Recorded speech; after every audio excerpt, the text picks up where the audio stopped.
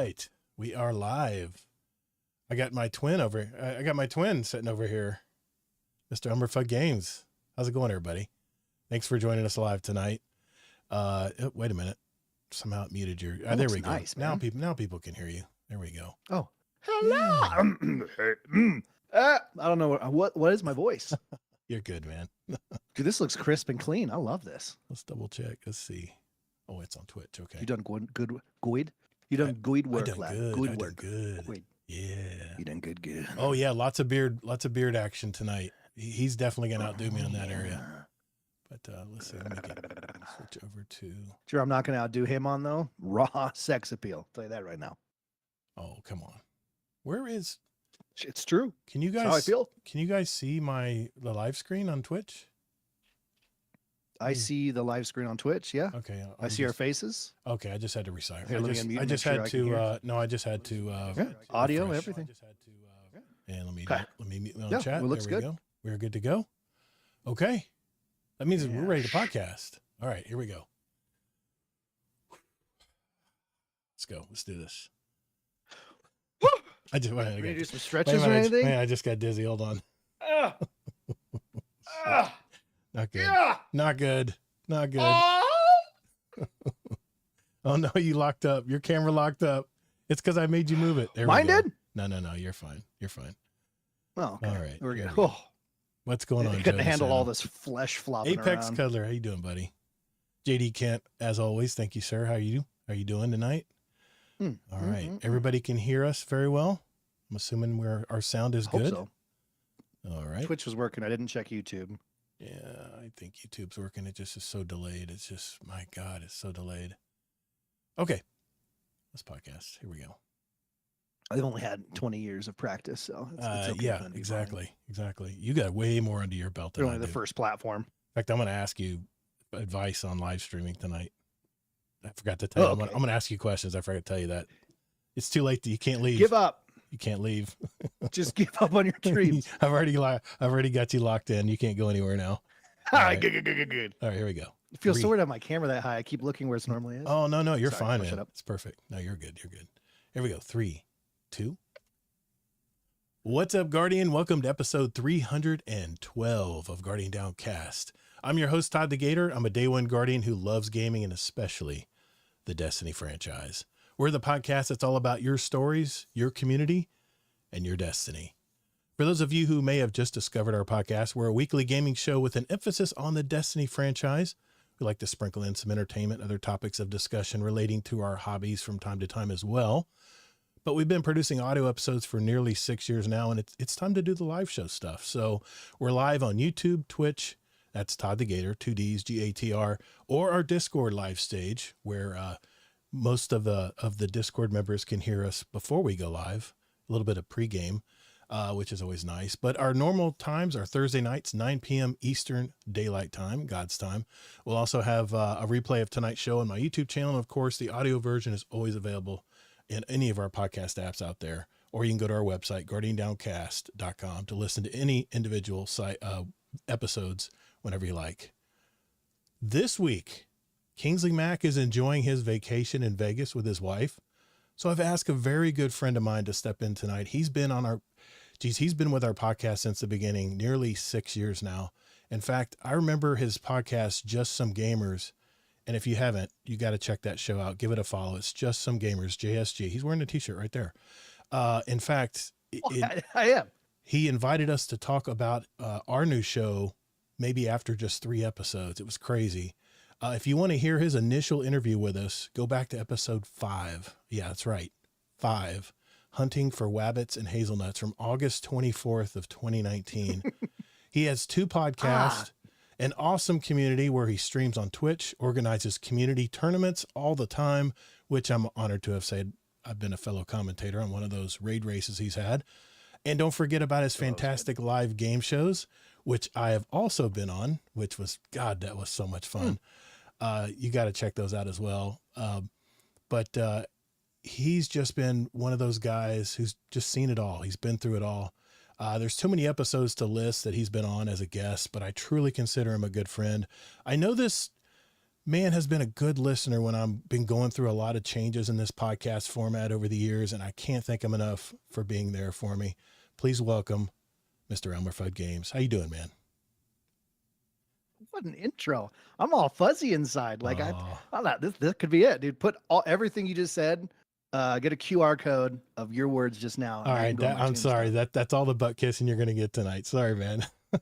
Oh, I was No, you know, promised you know- hours no, of butt no, I'm kissing. sorry, man. How you been? Honestly, I'm All kidding. right, well, that's that. We had a good run. Good run, guys. Everything good, man? How's life, man? Everything good?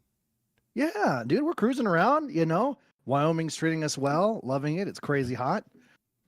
Working a ton, but like, you know, Yeah. kids are loving summer break. I'm enjoying them getting older a lot more than I thought I would. And Yeah. it's just been a really fun journey, man. Nice, man. So Wyoming's doing well for you. I like that, man. I know you used to be in Denver. Very much so. Oh, yeah. It was an Yeah. awesome choice. I remember I Yeah. took a vacation in Denver and I just missed you. You had just moved or were moving when I was there. And I was like, dang it. Is that you're one dude I've wanted to meet in Convenient. real life? I Just- know, dude. You you could have helped know. me move. Dude, I got to do that with my mother-in-law this weekend. That's the sore subject right now. She's going How into far is she going? she's going into an assisted living, and we gotta Finally. go fish through all her junk tonight, or not tonight, but tomorrow. Actually, Saturday and Sunday, my whole weekend basically. It's gonna be a good time. That's tough, dude. Good stuff, man. That's not There, fun. you know, there's one. We pet- last time I was at my grandparents' house, we were Yeah. kind of like, oh, they have all this fun stuff as a kid, right? And then getting older, I think the last time we visited, I was like, man, if something happens, this is going to be a real pain to go. Like dude. it completely changes your outlook on the house. It does. And you know, I'm a pretty generous guy, but there is one thing that I just refuse to do. And I know I sound like a freaking asshole for saying this, but I hate helping people move, man. I don't want to move your shit. You move your shit. You know, if you can't afford it, go get a U-Haul and move your own crap. You know, I don't know. I'm just, yeah, I know, Dorath. I need to just chill. I just need to chill out, which by the way, Sounds like you're just a bad friend, dude. no, it's not that. And I don't ever ask anybody to help me move because I know I would never want to have to go handle people's crap, you know, that they live in. I don't know. Anyway, I'm not going to get in that rabbit hole, but this week, That's the only thing I want to talk about. no, please. No, this week we're just going to have a chill time, but we do have some interesting stuff that we'll be talking about on the show tonight. Since I haven't podcasted with Fudd since his game show in November of last year, I want to see what's been going on in his life, what he's been up to lately, and just catch up. After that, I will share what I'm looking forward to playing with the new Edge of Fate, kind of give a review of what will be changing going forward. And the TWID kind of covers that a little bit. So we'll kind of dance around that a little bit, just as a refresher. We'll also go over any important information, like I said, from the July 10th this week in Destiny. Next, we're going to have a discussion with a brand new topic of the week that I'm really passionate about. And I have a feeling you guys are as well. And then finally, we're going to answer questions from our live chat and our Discord community. And we have a couple voicemails tonight as well. So I'm looking forward to that. If you want to join our awesome community, it's discord.gg/Guardian Downcast. It's right there on your screen if you're watching us live or watching this video replay. And like I said, before we go as well, we'll also share our results from our question of the week, which very much fits with tonight, being it's basically the few days before Edge of Fate drops. So I'm sure everyone's excited. I'm excited, but since Fudd's here tonight, I thought it would be very appropriate to add some music right before we leave tonight to our show playlist as well. Should be a fun night. So if everyone's ready, Yeah, I'm excited, man. let's roll. Let's roll. Well, Fudd, Sorry for ruining your intro, brother. no, dude, you're fine, dude. It's live. It's what happens with live. It's just been so good to have you back. It's been way too long. I know. See, here's the thing, man. You have your community. I have my community, and we both are so busy and, you know, enthralled in our communities that we kind of lose touch sometimes. Oh yeah. And, I mean, I know, I legitly, my wife will, sorry to cut you off. No, That's going to no. happen a lot. dude, tonight. I do the same thing. Don't worry about it. I almost giggled and kicked my feet when I saw a DM notification from you. I was like, What? "Oh, it's happening." No, I dude. got super excited. Anytime. Yeah, man. Anytime. Like I said, dude, 6 years. That's a long time to know someone. What you guys don't And know. so many episodes on both shows. so many DMs back and forth about things going on in life and the show. Like we've been through a lot together, man. We've been through a lot. It made me happy. Yeah, we've been through a lot, and I'm just so no offense to Kingsley. I want Kingsley to have a great time this weekend. He's doing stuff in his life, but I'm glad he's not here. Okay. Well, Kingsley might have words about that, but yeah, man, good.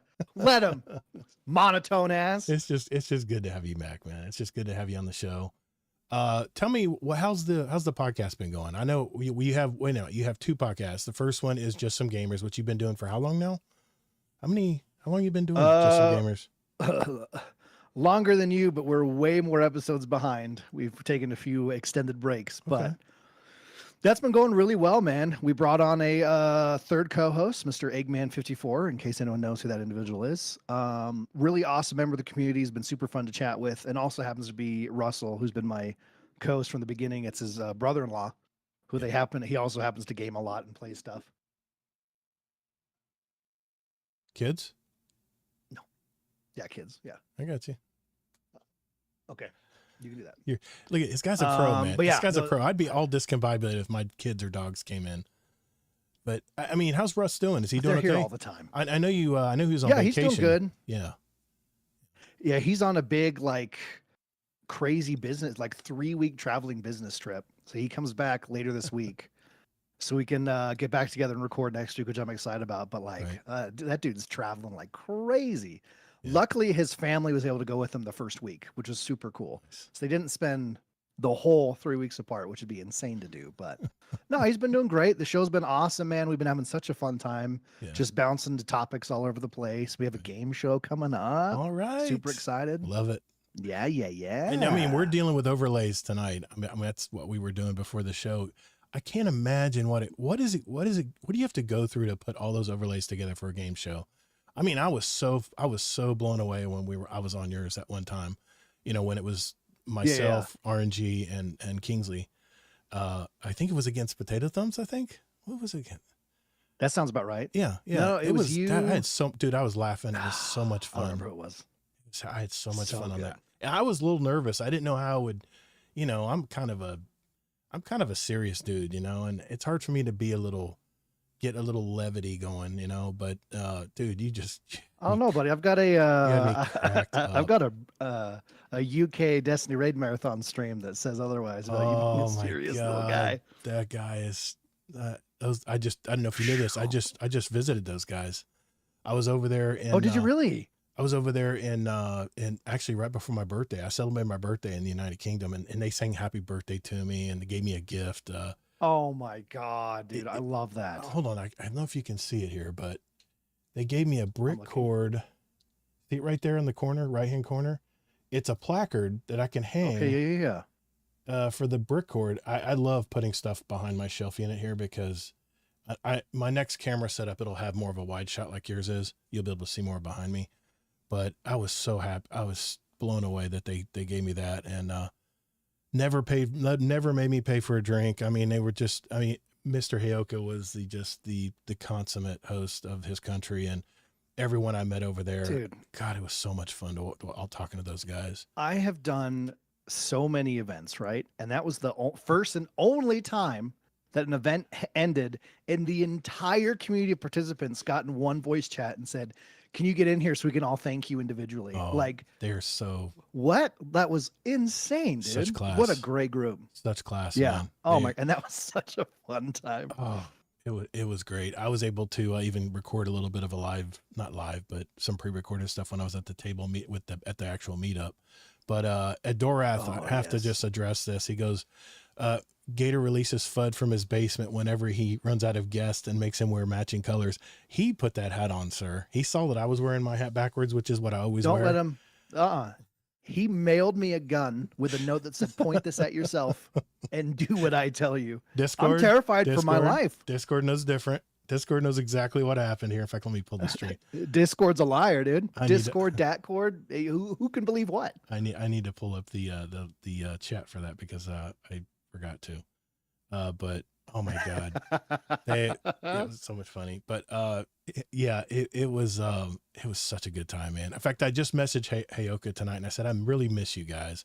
Please tell everybody I said, hey, I had such a great time. I mean, I was only there a little over a week and I just have so many good memories of that trip, and it was just a good time. So So awesome. good people over Do there. you have pictures and stuff posted Oh, somewhere? I've got that a I lot just of missed. I've got live pictures of me singing at the Elbow concert that Heyoka actually, I don't know if you know who Elbow is. They're not very popular in the US, but Oh yeah. I love Elbow. And he actually, the way this whole thing started is he showed me a picture of 4 tickets to Elbow at a national arboretum. It was outside amongst all these giant oak trees and stuff. It was getting dusk out. It was just the perfect, I'll just never forget it. It was just the perfect, the perfect time.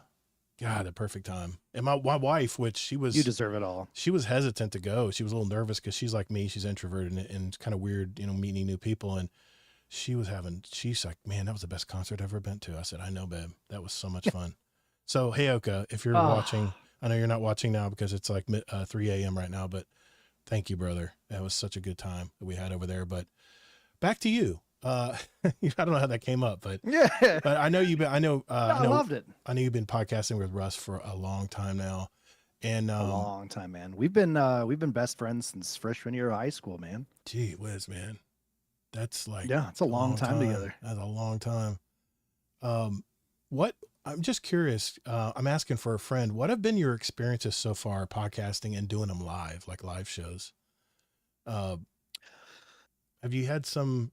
Huh, that's a good question. I remember the first 3 shows, and the diehard watchers of my live show can attest. I had so many technical problems where somebody couldn't be heard. Oh yes. My camera wasn't working right. I didn't have the overlays weren't right.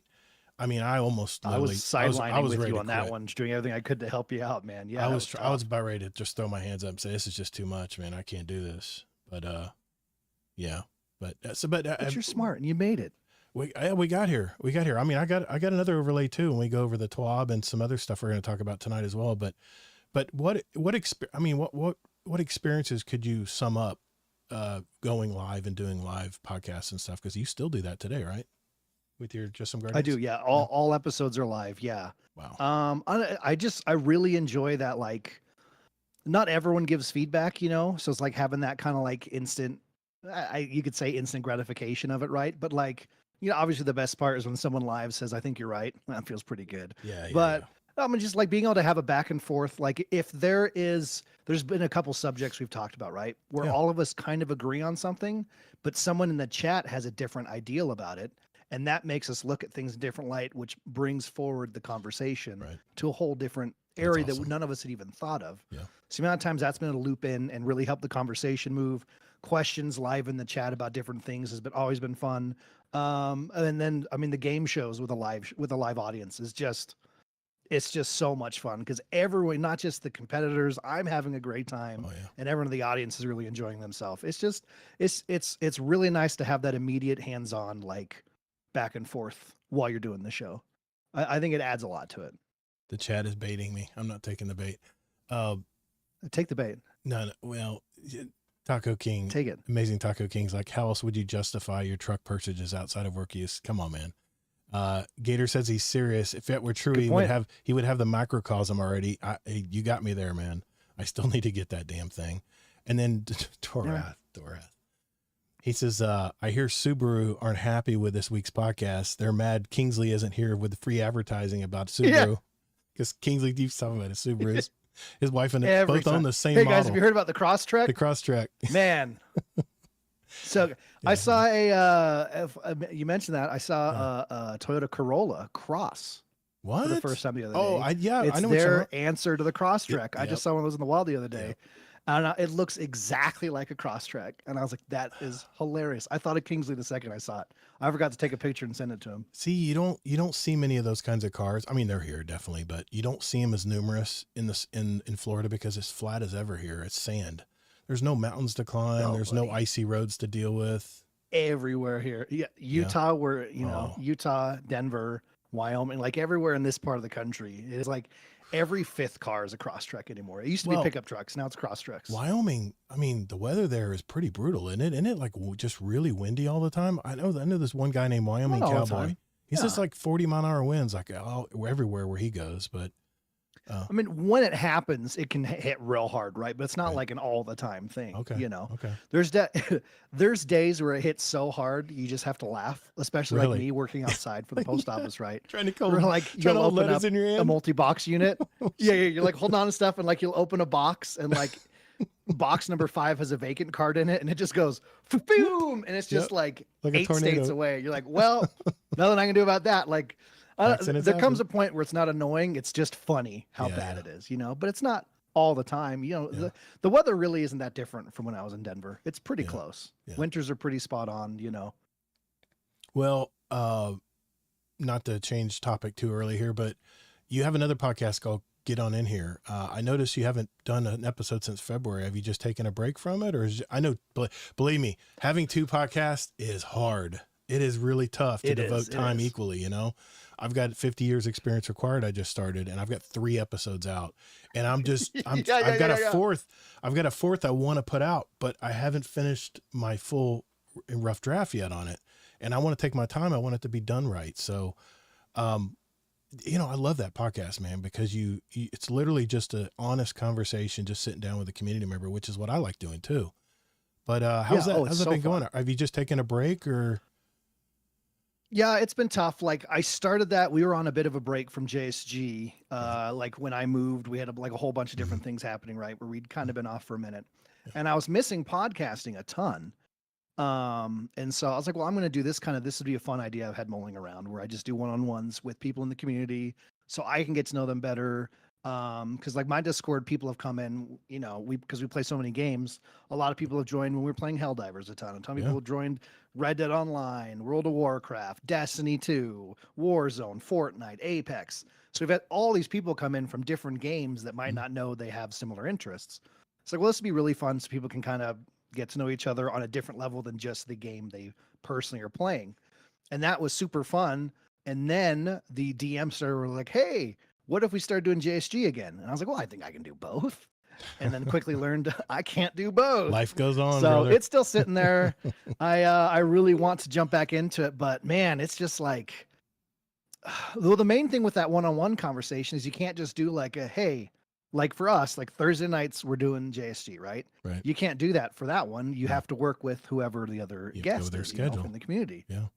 And so it's trying to figure out a time that works for you and them around Mhm. everything else. It's just, Right. it was a lot. And it's not a good excuse, but it's the one I'm going with. Dude, anyone who does more than one podcast, I give kudos to because I fully understand the commitment.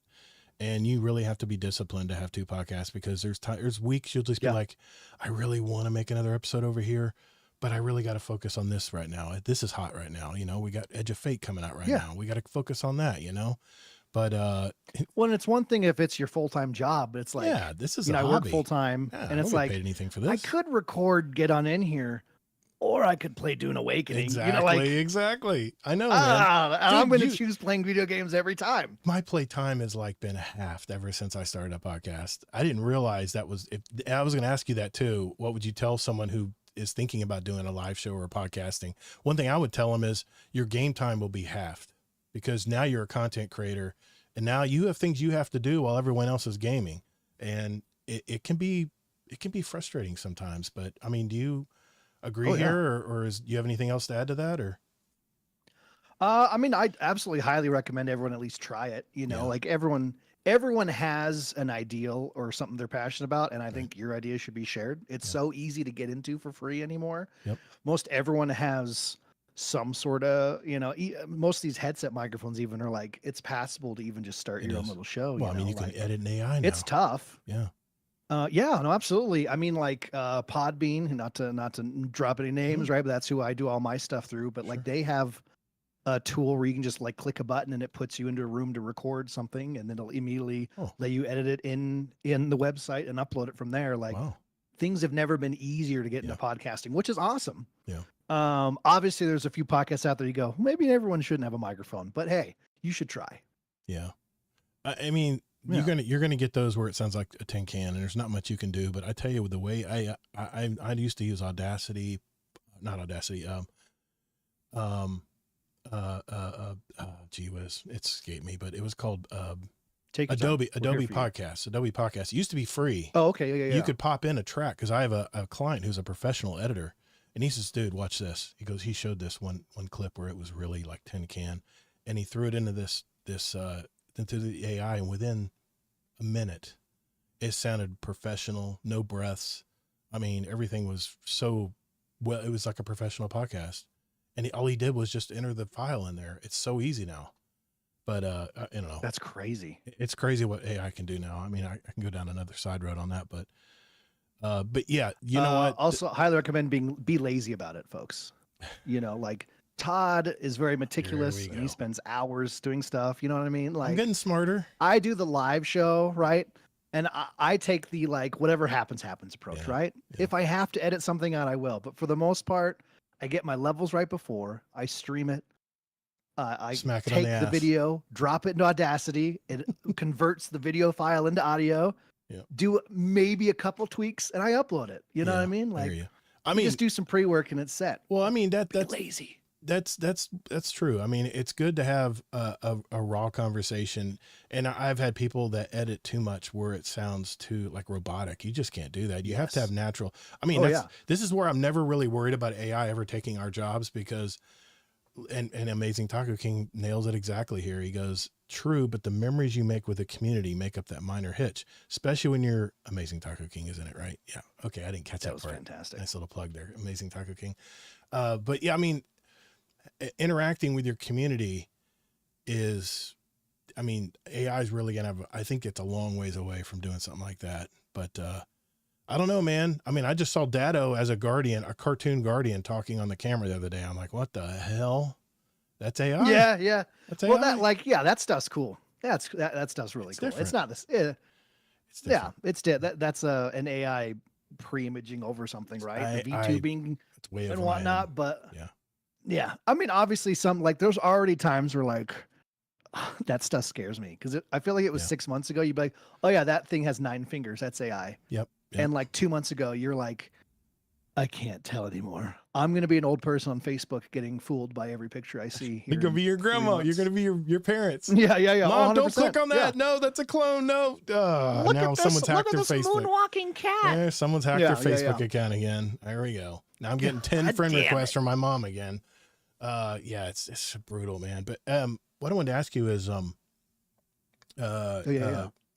no, you mentioned you had a tournament coming up. Did you wanna tell us about that coming up? You have a tournament? Oh no, you had a game show. I'm sorry. You had a game show coming up. Yeah, the game show here in a couple weeks. Yeah. Yeah. Now what? Yeah, I don't have a tournament planned just yet. Okay. There is one. So I've been doing a bunch of like Marvel Rivals. Okay. Where it's a bracket style. Most of my tournaments are like the battle royales. Everyone drops into public lobbies for a couple hours. You get as many kills and wins as you can. Points accumulate there. Gotcha. Every team has someone streaming. My channel, we're doing a shoutcast. We're drinking heavily, making fun of everyone. It's a great time. Yeah. So Marvel Rivals is the first time it's been literally all the teams are people in the community, and it's a bracket style going back and forth against each other, which has been really fun, right? They're fun to watch. And I don't know if you've seen Mr. Slice of Beef running around in all the different Discords. I have not. But he started doing these it's the same concept so that I could be in a tournament, which is super nice of him. Nice. But it's a draft style with the bracket. So instead of you pre-forming your teams, everyone registers, there's team captains, Right. and then we all draft our team and play with random people that day, which has been super fun. That's pretty cool. That one's coming up in a couple days. I'm excited to see how that goes. Okay. I can play. It's stressful because you host all these and people go, yeah, he's got to be able to perform, right? And you go, no, there's a reason I host. It's because I'm bad at this stuff. Oh, it's like when you're a but- guest on someone else's podcast, you're like so chill because you don't have to mess with any of it. You just have to show up and Yeah. BS. Oh, it's so It relaxing. is, isn't it? It's nice. I don't got to do anything but I leave know. this call and not think about it again. It's great. It's awesome. I know. Yeah.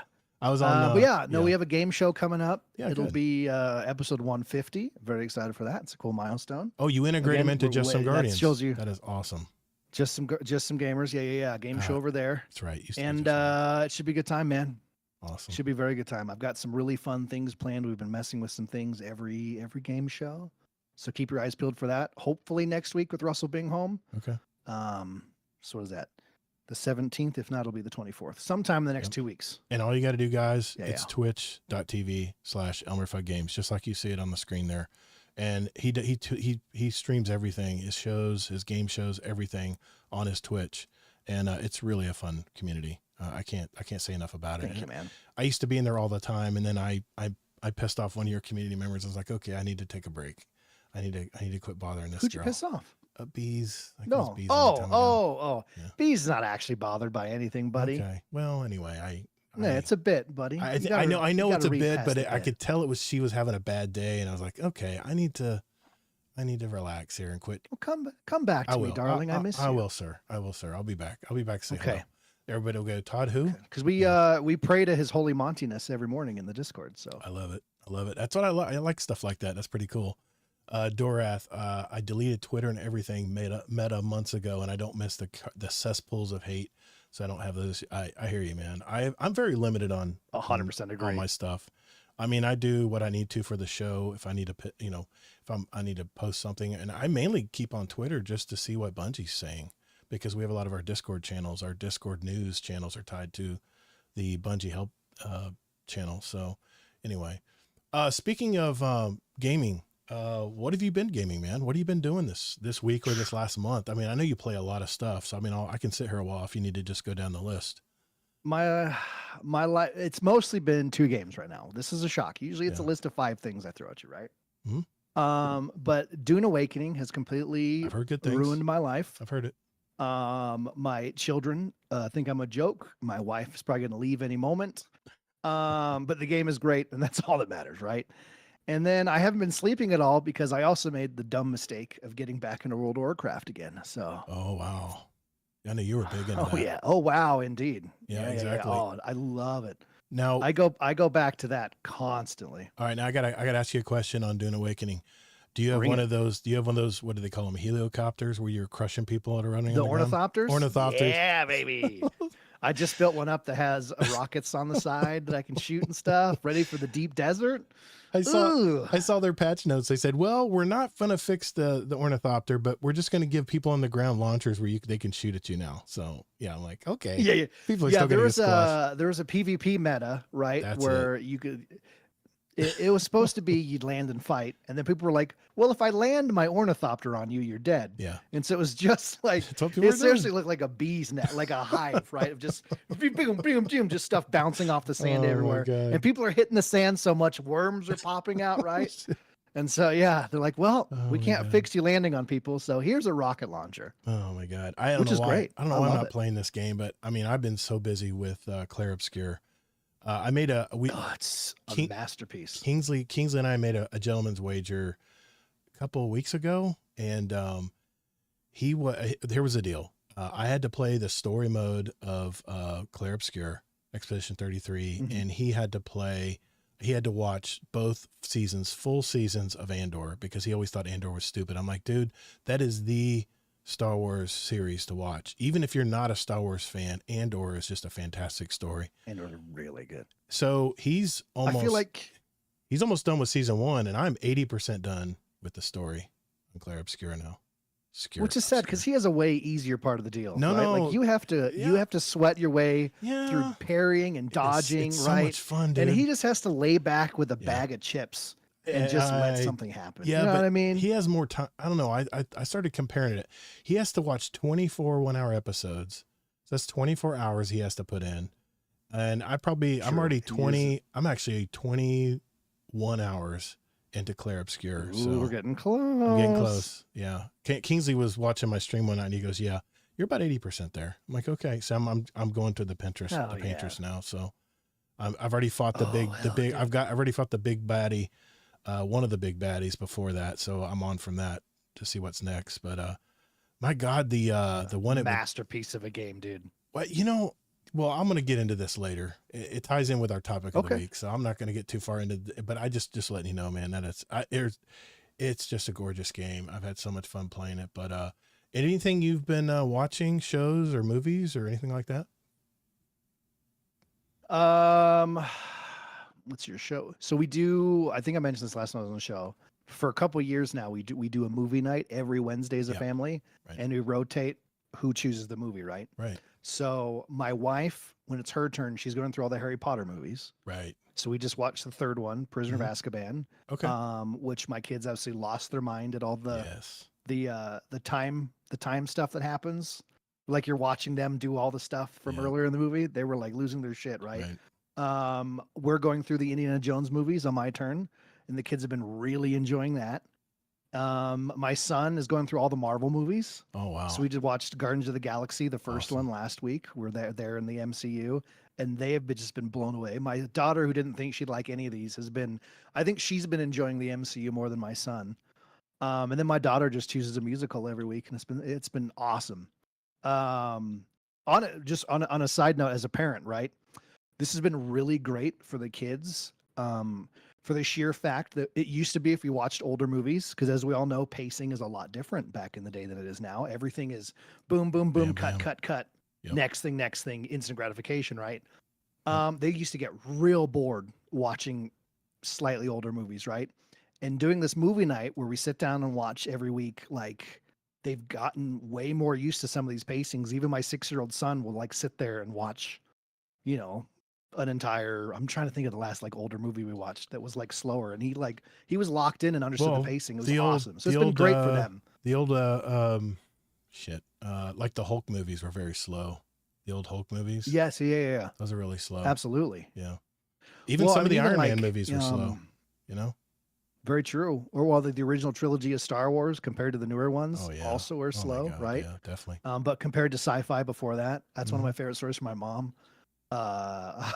My uncle used to drag her to sci-fi movies all the time. Really? And if you remember stuff that came out before Star Wars, right? They were 4-hour, Oh. so slow. Yes. It's just a slog of a movie, right? So when I love when she talks, she's like, I got dragged to Star Wars, and we were like 20 minutes in, and she's like, oh my God, I am a huge fan. Like, I don't know this is I my love entire it. life now, you know? I Like, love it. oh, it's so good.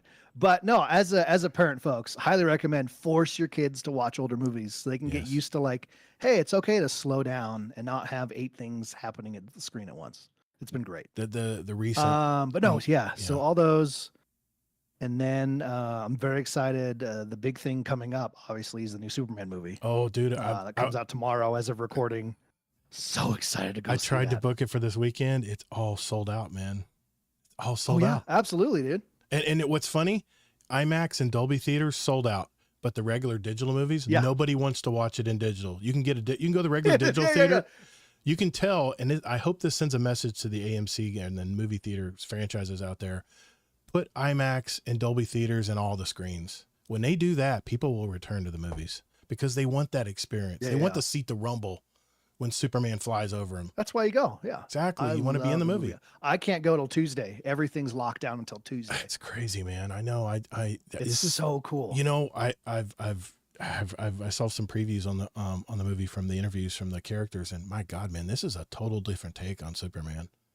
I'm really looking forward to Well, it. it's the take I've wanted. Yes, It's the classic. it's again, the I'm adult. I'm not a big take. Superman guy. I'm not either, right? but it's like I've wanted that more comic booky Superman, Yes, and yes. like no, Henry Cavill, one smoke show, right? Absolutely, dude. Awesome Superman.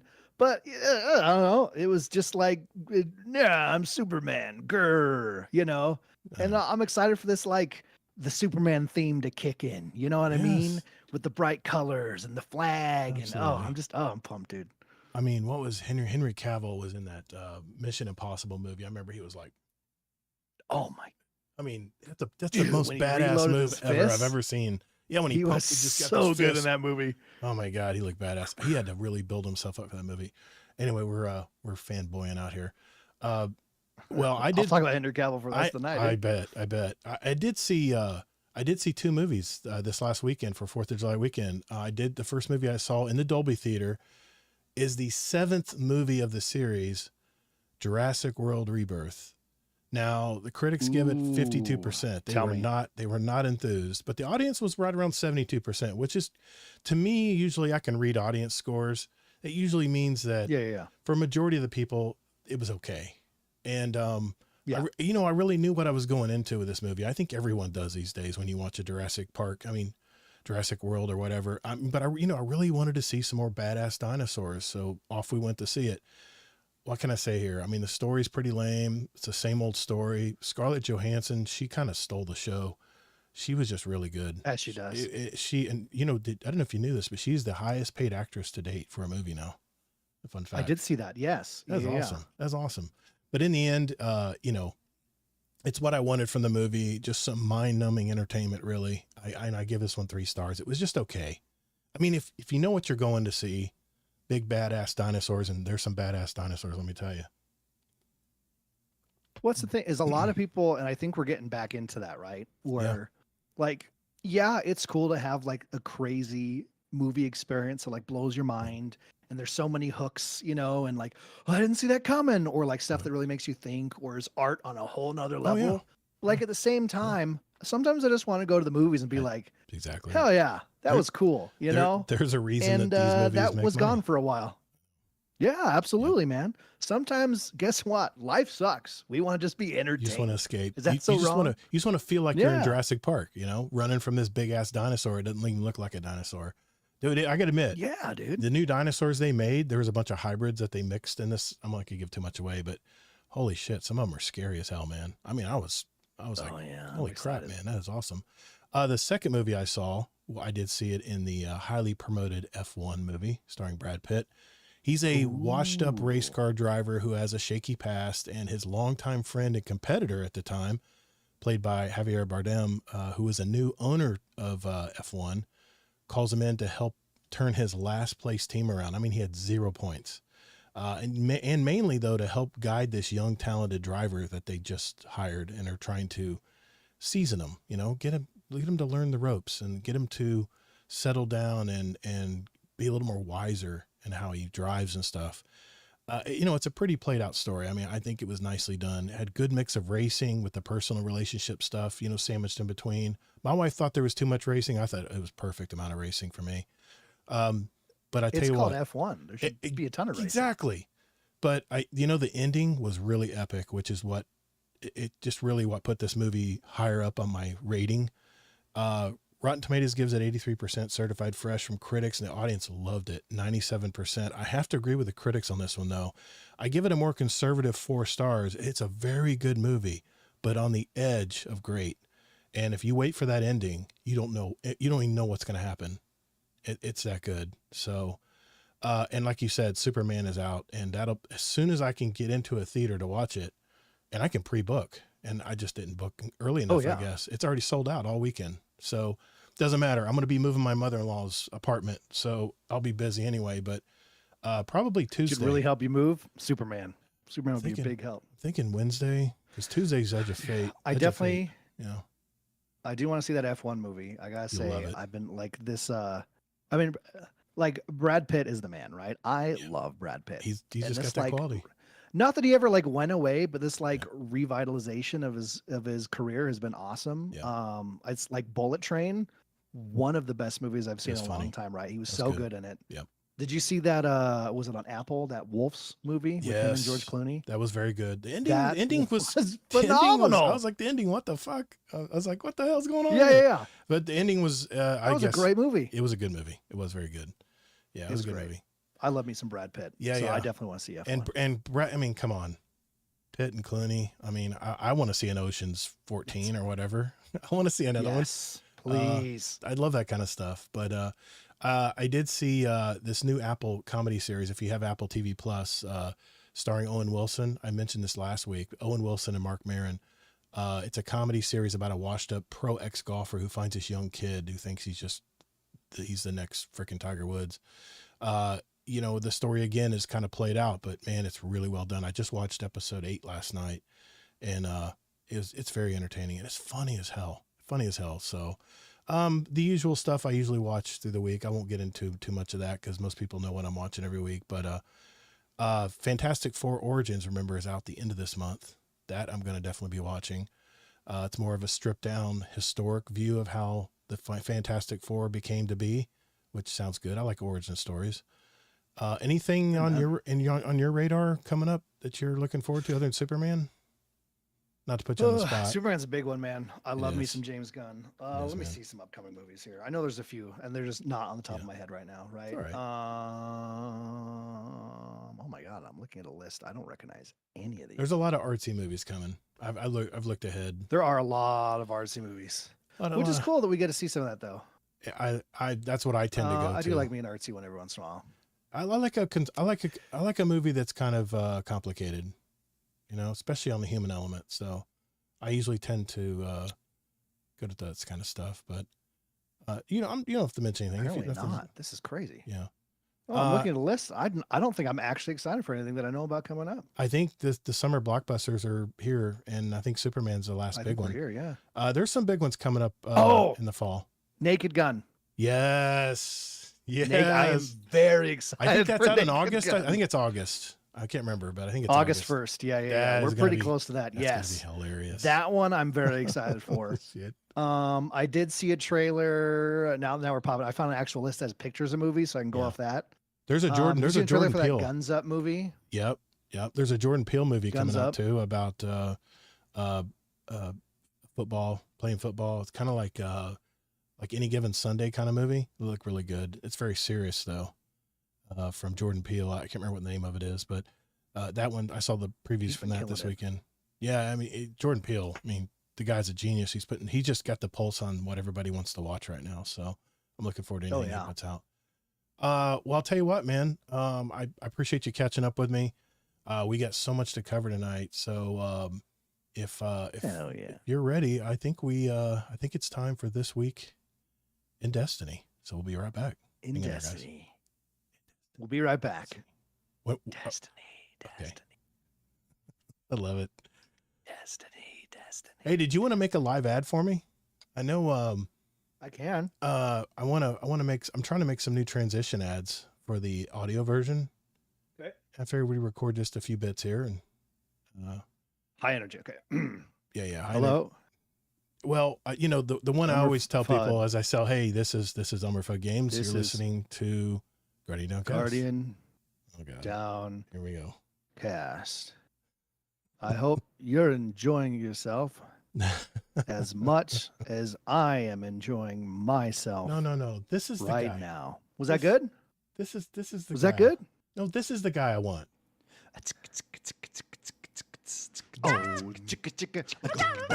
Listen. That's the guy. No, I'm just kidding. I'm not going to put you on the spot. Right. I'm not going to put you on the spot. You took time to make that. I can't make a whole song on the spot, No, dude. I don't want you to do that. I got to go back and re-record 9 different tracks of different instruments. That was I'll awesome. do it. I still play that today. In fact, we're going to play it later in the show. I love it. Grace, I love it. That was great, man. You sent that to me. I was like, yes, perfect. No, I'll just record your voice. That's all I need to do, and I'll mix in the music and stuff. So I'll count you down, and cool. we'll do a straight one. You know, hey, this is Umberfud Games. You're listening to Guardian Down Cast, and then I'll a slight pause, and then you can say whatever you want. You need a sec? Okay, cool. I'm good. I'm ready to go. What a man, professional. All right, here we go. 3, 2. Hey, Elmer Fudd Games here, and you're listening to Guardian Downcast.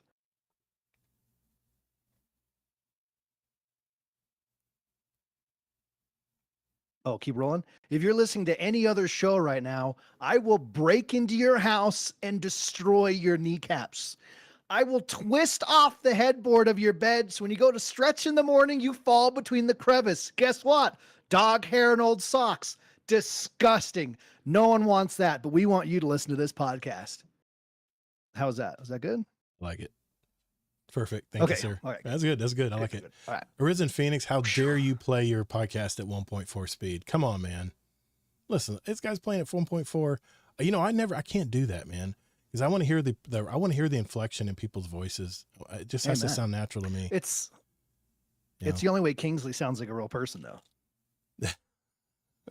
maybe I don't know. Anyway, all right. We got a crap ton to not we don't have a crap ton to cover in this TWAB, but it's a lot of it is TWID. The TWID. Yes. All right, RNG. The Edge of Fate is almost here, and our next raid is. Yes. Yeah, exactly. There was a new trailer though for Edge of Fate. I figured we would play that live tonight and let the audience is that the one watch with the it dude again. in a suit? Nope, it's an even newer one. Oh. So it's a developer. It's only 3 minutes. It's a developer insight video. Oh, I see. I love Vidocs, man. I love Vidocs. So we'll get into that when we do. Okay. Okay, let us get Perfect. into it. I need you to sell me on this. All right. Super The pregnant headphone pause. stand is pretty good. Yeah, we'll do that, Arisen Phoenix. We'll give you a big pregnant pause. No chat on the TV using the phone. I got you, Necromancer. No sweat, dude. Good to see you here, man. All right, let's go ahead and pull up the Twitterino, whatever. Okay. Twitterino. And I'm gonna look at this. I'm gonna switch over to another screen here. Real professional stuff here. Watch. What? Yep. Oh, Boom. There we go. It'll probably be delayed, but yeah. But we're gonna go over look this at week, you. and I already cut off the screen, but I'm sorry, you'll have to deal with that. All right, here we go. I got to record this part, don't I? All right, here we go. Sorry.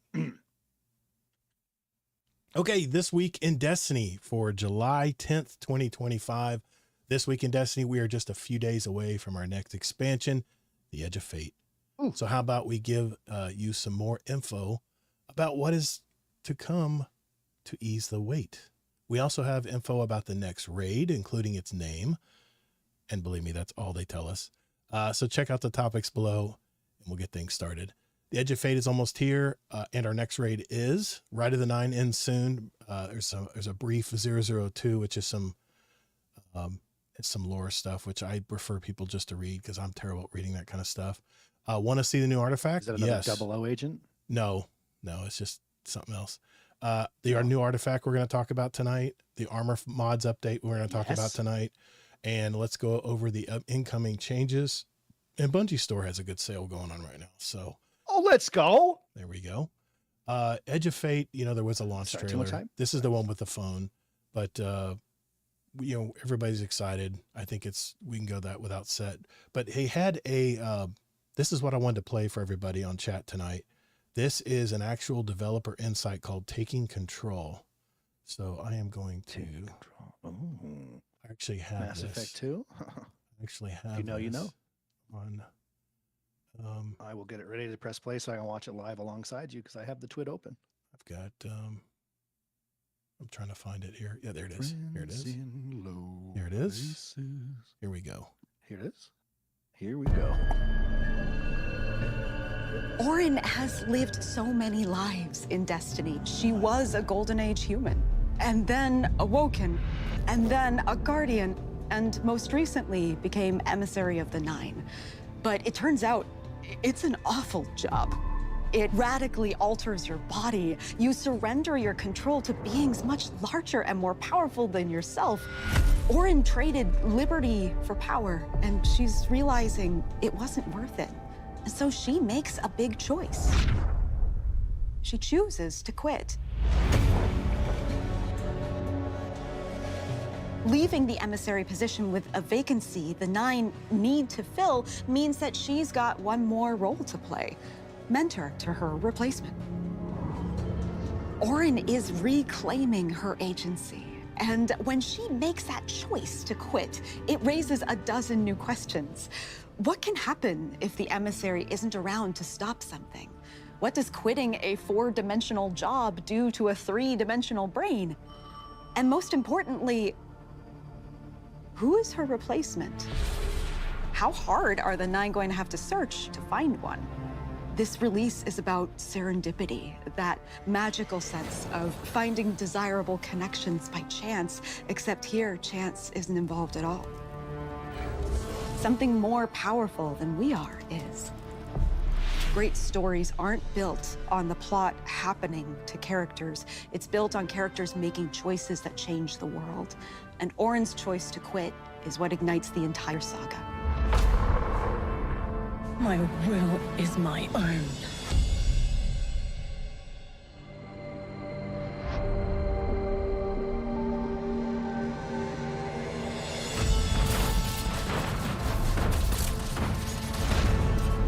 World tiers are a new way to stack challenge in a way that players can directly control and earn better rewards for it.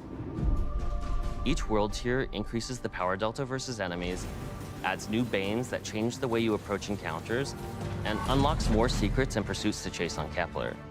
The higher you go in world tiers, the more you might need your fire team to get the job done. Because Kepler's highly focused on exploration and open world combat, we wanted to make sure the entire destination offered a challenge level that players were eager to engage with. World Tiers 1 and 2 are available immediately, equivalent to a Brave and Legendary campaign. World Tiers 3 and 4 unlock after your first campaign completion on either difficulty, and the challenge feels more like an exotic mission or a Master Tier Nightfall. As you unlock later World Tiers, you'll find more opportunities to leverage your destination abilities, more secrets to find scattered throughout the world, and even some exotic pursuits. As you complete higher World Tiers, you'll be earning higher tier loot as well.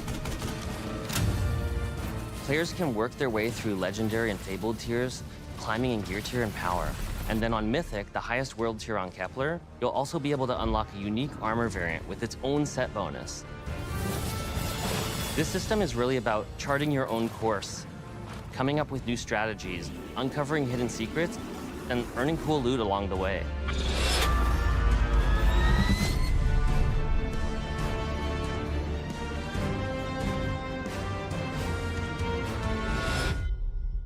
Is everybody awake now? I know that volume was much louder than what we usually talk at. Sorry about that. But what do you think, man? Does that sell it? Another week, boys, and another twat. It's pretty close. This week It's in pretty close. Yeah. The taking the world tiers idea from like Diablo or something is Mhm. brilliant, right? Yeah. Because my biggest gripe has always been the power grind, right? Because it's the Mhm. same all the time, right? And I just get burnt out there. Yeah. The world tier thing is a super cool idea. Yeah. I hope, are they going to do something like that with strikes as well? Dude, you do not even know. Okay, Sorry. because like There's a again, portal. being back in World of Warcraft. No. Mythic, Hear me out. There's a portal system okay. that has solo Okay. ops for people who want to play alone, or maybe just have like an hour Okay. and they just want to jump in, which is totally adaptable from easy to as hard as you want to make it. And you can mix and match your modifiers, and it gives you like a grade. Like the more modifiers you add and the harder you make it. If you get that grade to an A, that means you're going to have high level loot that's going to be falling. Of course, it's going to be hard as hell to play, but then you have Fire Team of 3, where you can play where you can go play with 3 other people. I think there's a matchmaking part too, where you can matchmake with people too. I think that's been debatable if it's matchmaking or if it's actually 3 people built into a Fire Team. Everything has modifiers and how hard you want to make it. I mean, it is literally FUD. It's like a Destiny 3, and Kingsley does not agree with me on this. He wants a full revamp, but this whole system, the way you're going to be playing Destiny in the future is totally changing. In fact, the world map that you open up to when you first enter the game, it's going to be the portal system instead. You can still toggle to the map system if you want to do it that way, but Kepler, the new planet, it won't even be on the map. You can only go through the portal to get to Kepler. So, yeah, I mean, the actual campaign will have side missions, little side stuff. It's a Metroidvania style gameplay. It's very much open world. You don't have to play it linearly, but I think you do kinda. But you can actually branch off. Yeah. There's 4 different regions of Kepler, and you can branch off and play different parts in whatever order you want. So it's really, really something Bungie has never done before when it comes to Destiny. We're used to that linear grind, linear play. The problem it's definitely something needed. Yeah, I mean, the problem I've always had, FUD, and the reason why I've lost motivation to play in-game stuff in Destiny is because the rewards, to me, the rewards weren't worth it. You know, I'm going to spend 3 hours going through a tough raid, and I'm only going to get an adept gear that's maybe 2% better. And I'm not even really going to feel it anyway, unless same I'm like, belt 9 times in a row. Exactly. So yeah. And that's another thing too. No, that's a really cool. Yeah. I'm cutting you off. Okay, it's my turn. No, you talk. Todd, listen. No, I know. I love it when you cut me off. It means you're excited. I like it. Listen. God damn it. I was never here. I'm on the next plane. I was never here. I'm on the next plane, dog. But no, like I was going to mention earlier, one of the best things that like WoW has done is the Mythic Plus dungeon system, right? Right. Where you have your normal heroic and then a mythic dungeon, but you can go into Mythic Plus And depending on what tier of that, Mythic 1, 2, 3, 4, 5, 6, 7 on the way up, Yep. every few it adds a modifier that makes things more difficult, something you have to deal with as a team, whatnot, and that increases the reward you get. And I've said for years, if Destiny could do something anywhere close to that, that would be massive for them, right? It's another way to get gear. You choose how fast you want to go and how high you want to push it, and there will be people that want to push that number higher and higher to get more damage done, right? Right. And so yeah, the fact that they're finally doing something sort of like that, chef's kiss, dude. I've been saying it for years, and here we are. Well, It's exciting. I know typically what you do with Destiny content is you jump in, you play the campaign, you play the new stuff, Correct. and then you go play the raid, I level up enough to do the raid, and then you're peace and out. then I do the raid. I try to do the raid. Yeah. Because we get a good group of people, right? I'll usually do the raid for another like month and a half, weekly or twice a week, right? Right, I have right. a really good time doing that. And that's basically the joy I get. And then I'm gone. Yeah. Because again, the grind itself is not fun for me. They're doing some things that are fun to me. But for many years, it's been the exact same loop that has not changed at all. And you work your ass off for a week and get 9 of the same belt. It's the same Exactly. power level. Exactly. And you go, why am I here? Right. So yeah, no, this is a system that I've been really wanting for a long time. It's very interesting. Fudd, you're going to really love the way they've changed things, because that's always been my pet peeve when playing any games, especially a looter shooter, man. If it's a looter shooter, it's all about the reward, right? That's why you're playing a looter shooter. And now Bungie, supposedly, I haven't played it yet, so we don't know for sure if they're going to deliver. Correct. On But they're- paper, But they're saying that did you see the different kinds of ornaments of the armor, depending on what level you play with that? Did you Oh, see yeah, that on yeah, that yeah. developer live? They showed like 3 or 4 different levels. They showed 3 different kinds of armor. They showed 3 different kinds of weapons. I mean, I'm excited. The armor system has totally been revamped. They've changed actually a few of the stats on your armor, and now it's not rounded up to the nearest 10. You actually get credit for every increment of stats that you put into your armor. There's so much, yes. there's so much to tell you, man, but, we're going to kind of go over just a brief, that's what they're kind of doing tonight, is they're kind of giving you just kind of a brief overhaul of what's going to be changing going into Destiny. So I want to try to keep moving here. Just want to let you know the only thing they told us about the raid is that it's called, the Desert Perpetual. The Edge of Fate raid launches on Saturday, July 19th. We have as much to share about it. Not much to share about it. We are not spoiling anything today, just sharing its name, the Desert Perpetual. That's it. So, Muad'Dib. yep. Oh yeah, exactly. Maybe. I think it's something different, but, as is tradition by now, Oh, the raid's going to launch in contest mode on the hardest difficulty. It'll be available for 48 hours. Those who look to the eternal glory or look for eternal glory may want to compete in the world's first raid race. I've kind of taken a back seat to this in the past, because unless you just have a killer fire team, it's just really frustrating. But I like to go in just to see the first look at it, and then I just want to bail. oh yeah. But the first team to complete the raid on contest mode will earn raid belts, of course. We will share the final details on 717's TWID right before the world's first. On July 19th, just some information here. I'm going to briefly cover this. 10 p.m. Pacific time, hundreds of fire teams around the globe will compete to become the world's first race winners. But only one team will make it home to the coveted world first belts. We have some key details to help with your planning, including requirements for raid entry and updates. The contest mode will be enabled for 48 hours. Completing the Edge of Fate campaign on legendary difficulty will get you contest ready, or you may want to complete the campaign at normal difficulty and hunt for power before the raid goes live. We'll give you the exact power requirements prior to launch, so stay tuned to that. You have to complete the campaign. Fire teams don't need to return to orbit to finish the race. The first fire team to finish every encounter and loot final chests will be declared world's first winners and have their victory immortalized with the Desert Perpetual world's first raid belts. So pretty much all the other rules apply like they always have been. If you want to watch the race, though, Evan F. and I think Evan F. and who else was it? I thought it was someone else, but Evan F. 1997 will have the pre-show, and the full raid will follow 6:45 to 6 p.m. Pacific time. There's other streamers that'll also be, depending on what country you live in, there'll be other streamers too. CB Gray will be giving out limited codes for the Power of Hughes emblem. If you watch on his YouTube throughout the raid race as well. Remember to link your Bungie to your Twitch account. Hopefully everyone's already done that. It is the last week for Ride of the Nine, and I got to tell you something.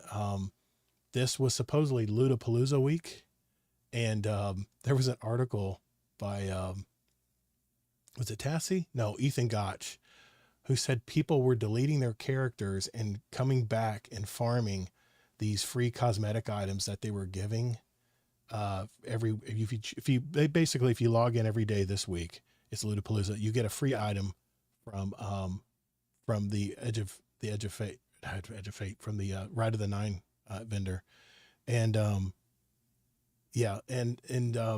what people were doing is they were getting their material, their cosmetic item, putting it into their inventory, deleting their account and coming back and getting it again. People were farming this, and finally, you know what? Yeah. Bungie said, that's it. Everybody out. And so now nobody gets it. So I don't know if they're going to, they said, they're going to somehow give us something back over the weekend. I don't know what that's going to be exactly, but for now, I think they disabled it. So unless it's been changed, I haven't heard anything since. But yeah, there we go. So we're gamers, man. That's what we do. We figure out, we figure out how to get the loot. Some people do anything but just play the game. Exactly. I mean, come on. Yeah. Anyway, let's walk backwards off a cliff in trials. Let's do this. If you have any Bungie rewards, remember to cash those in. If you've gotten a Bungie reward, you need to go to the store and cash it in, because you'll have that special code that'll take it from like $8 million to like, I don't know, $24.99 or whatever it ends up being. I think I have a few. Poster is sweet, by the way. Yeah, that is a nice poster. I like that 80s theme. I love 80s, like that Journey. It's like very 80s the Journey wavy cover art. Yeah. I love that. I love that kind of stuff. They had a tournament, Ride of the Nine tournament, which is on the 10th, which has already happened because today is the 10th. So we'll skip by that. These were the prizes they were giving away for that. Here's the brief from the 10th through the 12th, though, so it is around for a couple days. All right, so I talked about it last week, so there's so much to get to. I'm just kind of covering the stuff that's kind of new. Listen to last week, folks. Yeah, go to last week's show. These people have, believe me, nailed it. Gator is the world's only day one Sherpa. No, I'm far from that. I am no Sherpa, that's for sure. I don't play enough anymore to be a Sherpa. You are, dude. No, you're hairy enough to be one. I sure am. I could be. Yeah. Anyway. There's a brief here if you want to read that. That is for the story, the intel, and that's kind of the lore stuff there. If you want to take your time and read that. Now the artifact, they shared everything that's going to be in the artifact going into Edge of Fate, and the artifact is called Implement of Curiosity. So let's get down to it. Let's see what we have here. Column 1, Anti-Barrier Scout and Pulse. Yes, I love Anti-Barrier Pulse because I use a lot of pulse rifles, but scout rifles are good too. They have Unstoppable Sidearm and Hand Cannon. You have Unstoppable Sniper Rifle, Overload Shotgun. I'm curious how that's going to work because you really have to be close to the bosses, and overloads are no joke, man. But they do have Overload Rapid Fire. Uninterrupted fire from your equipped auto rifles and submachine guns grants bullets that stun combatants, delaying their ability energy generation. I tell you, of all the bosses, the overloads are the biggest pains in the asses because it doesn't always proc when you want it to proc. I don't know why, but it just doesn't. All right, let's get into it. Column 2, Flame Fiber Freeze combines the solar and strand and solar and stasis siphon mods into one. That's nice. Authorized mods, scavengers. All scavenger mods are discounted. One with frost. While frost armor is active, stasis weapons gain increased reload speed and stability. Stasis swords gain increased guard resistance. Tightly woven. Sexy. While woven mail is active, gain increased class ability and grenade stats. That might be good for the raid even. Rapid precision rifling. Rapid precision hits or final blows with scout rifles grants them increased reload and reduced incoming flinch. I hope, please tell me that works in Crucible. I'll be definitely taking advantage of that. Column 3. Probably not. I hate flinch. Because you want it to. So it's not going to. It's such a bitch. Flinch sucks, dude. It does. I can't even snipe anymore. It's so hard. I already suck. Like, I'm starting with just the regular recoil. I don't need flinch on top of it. The problem is there's so much flinch already with sniper rifles But some nights Oh, I'll just yeah. be playing Iron Banner or just bullshitting with the, with the community. I'll just pull out the sniper rifle and I've gotten some good shots in. I'm going to surprise myself. All right. Hell Column yeah, 3, baby. Fever and Chill. Rapid precision hits with solar weapons grant Radiant. Rapid precision hits with stasis weapons grants Frost Armor. That's a cool That was perk. a lot. That's a Amen. cool perk. Elemental Benevolence, granting allies an elemental buff, gives a class ability energy. Okay, that could be helpful. Frost Renewal, while you have Frost Armor, taking critical damage, releases a burst that freezes nearby combatants and grants Frost Armor to you and your allies. Holy shit. Okay. Melee Titans, that's for you. Oh, God. Here we go. No, Yeah, that's baby. You. That's you. Reciprocal draw. Yeah. Rapid non-sidearm final blows grant sidearms a period of increased damage for a short time upon next draw. That could be helpful in a Crucible as well. Refresh Very true. threads. Picking up an elemental pickup matching your subclass element or tangle while you have Strand Super grants energy to your least charge ability. Okay, that's kind of pedestrian. They've always had something like that. That's nice. Column 4. Yeah. Threaded Blast. Destroying a tangle with a strand damage increases the radius of the explosion and its damage. Okay. Carterized Darkness. Stasis or strand debuffed non-boss combatants take increased solar damage from all sources. Let me say that again. Yeah. Stasis or strand debuffed non-boss combatants take increased solar damage from all sources. Okay. Okay. Yeah. Solar Warlock. As might a be Solar good there. Titan, yes. Warlock, you mean. Yes, yes. Elemental. Titan. That's pretty much what I meant to say there. Sorry. Elemental. I Titan. love you, man. Elemental Days. Stunning a champion with an elemental weapon creates an elementally aligned explosion, applying a matching elemental debuff to them and nearby targets. Okay. I'll have to test that and see how that works. Shoulder to shoulder. Oh, this sounds like a Titan. Dealing sustained precision damage against combatants while near 2 or more allies grants you damage resistance. That could be good. Oh, no. These are pretty. That's for all you warlocks who just sit in the back. Please. Elemental Coalescence. Defeating targets has the chance to create an elemental pickup matching your equipped super element. Okay. like that. And column 5, can barely see it. I'm sorry. Radiant Shrapnel. Do you need to read it? No, I got it. No, I'm just saying our Okay. viewers can only see a portion of it. Dealing sustained. Oh, I got you. Dealing sustained weapon damage while radiant or defeating a scorched combatant with a weapon causes the target to release solar projectiles that deal damage and scorch on impact. Okay. We'll have to see how big Yes. those explosions are. Shield Crush while you have Woven Mail, Frost Armor, or Void Overshield. All right. I got my attention. Your melee recharges Yeah. faster and deals increased damage. Okay. While you My are attention. while you're amplified or radiant, your grenade recharges faster and deals increased damage. Okay, that might be one to check off the list. Elemental I really like Overdrive. that one. Picking up an elemental pickup or tangle grants increased damage to weapons of all the same element. Okay, that could be big. Tangled Classic. Web. Yeah. Creating a tangle by defeating a strand debuff target suspends nearby combatants. Frigid Glare. While Frost Armor is active, Stasis Precision Final Blows cause combatants to release a freezing burst. That could be fun too. Okay. What do you think, man? Some of these strikes and stuff with a lot of ads running around. Some A lot of of them these could be exciting. really. Oh, I'm seeing a lot of really good ad clear ones in here, which is great. this is good. Well, think about it, man. Well, I mean, you don't know much about what's coming up, but we're gonna have a lot of Okay, activities. that's rude. No, I'm sorry. I'm just saying.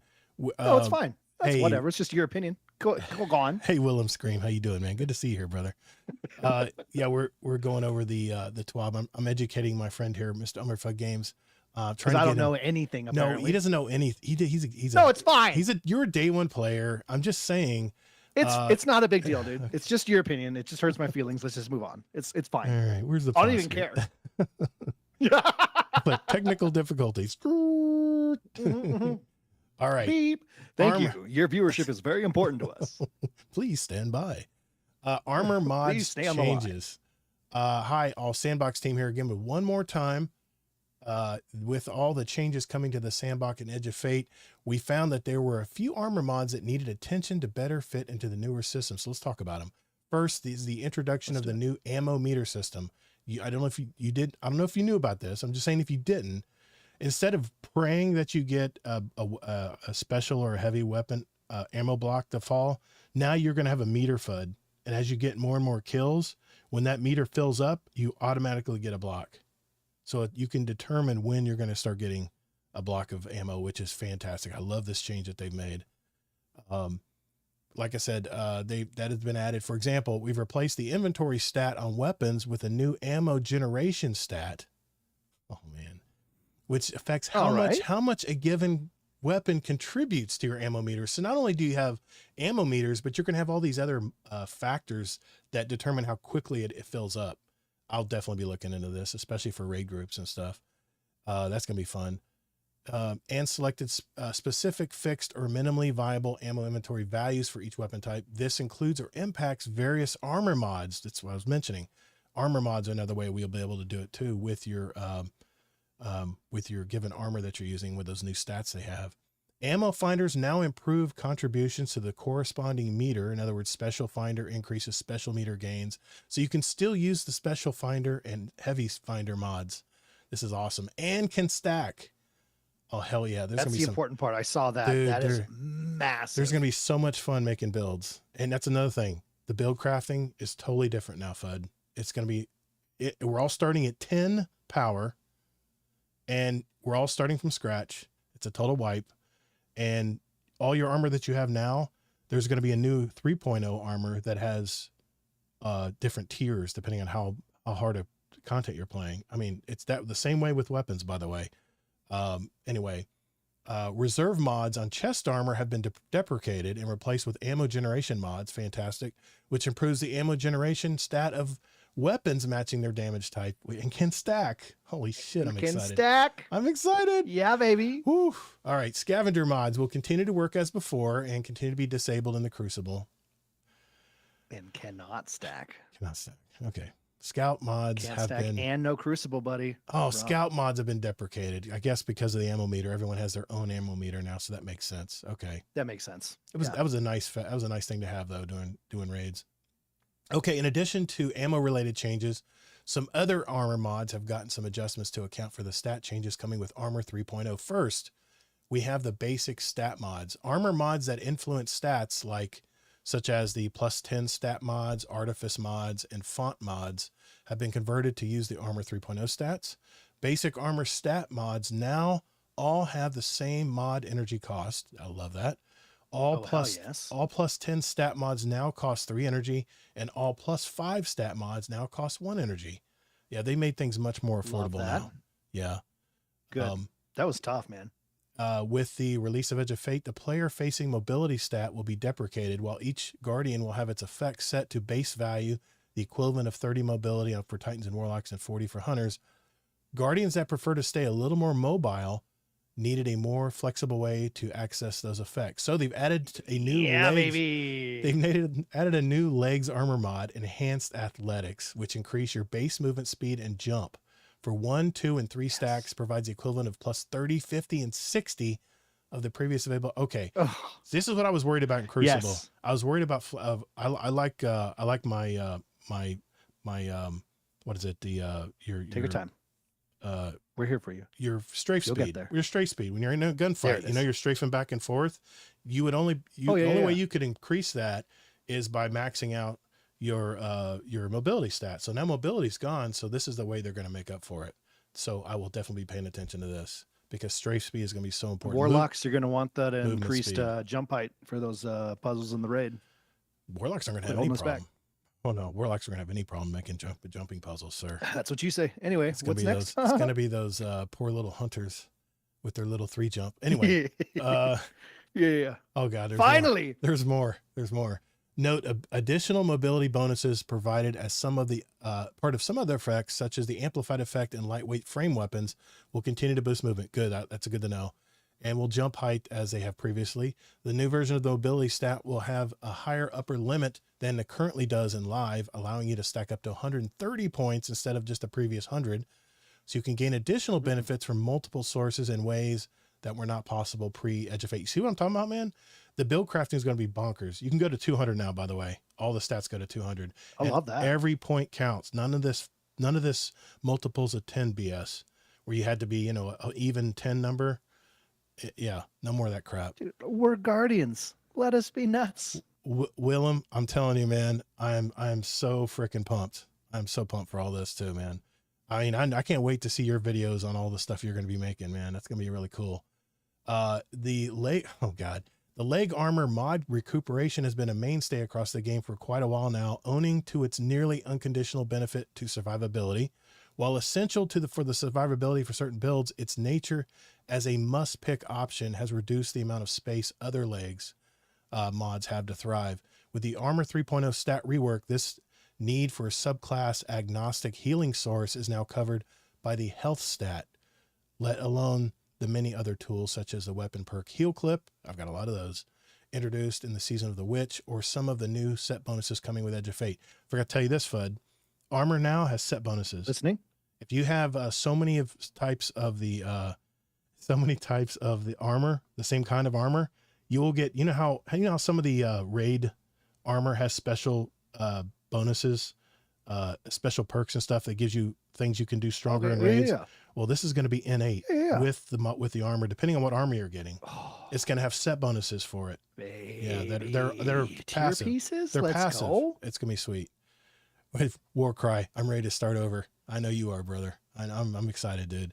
Okay, I'm going to try to get through this without fanboying out too much. Okay. Dude, that's what this podcast is for. Fanboy away, dog. Well, this is the waiting room for Edge of Fate. Our goal is for recuperation to remain a helpful pick for more aggressive subclasses and builds without, I just said that. No, I didn't.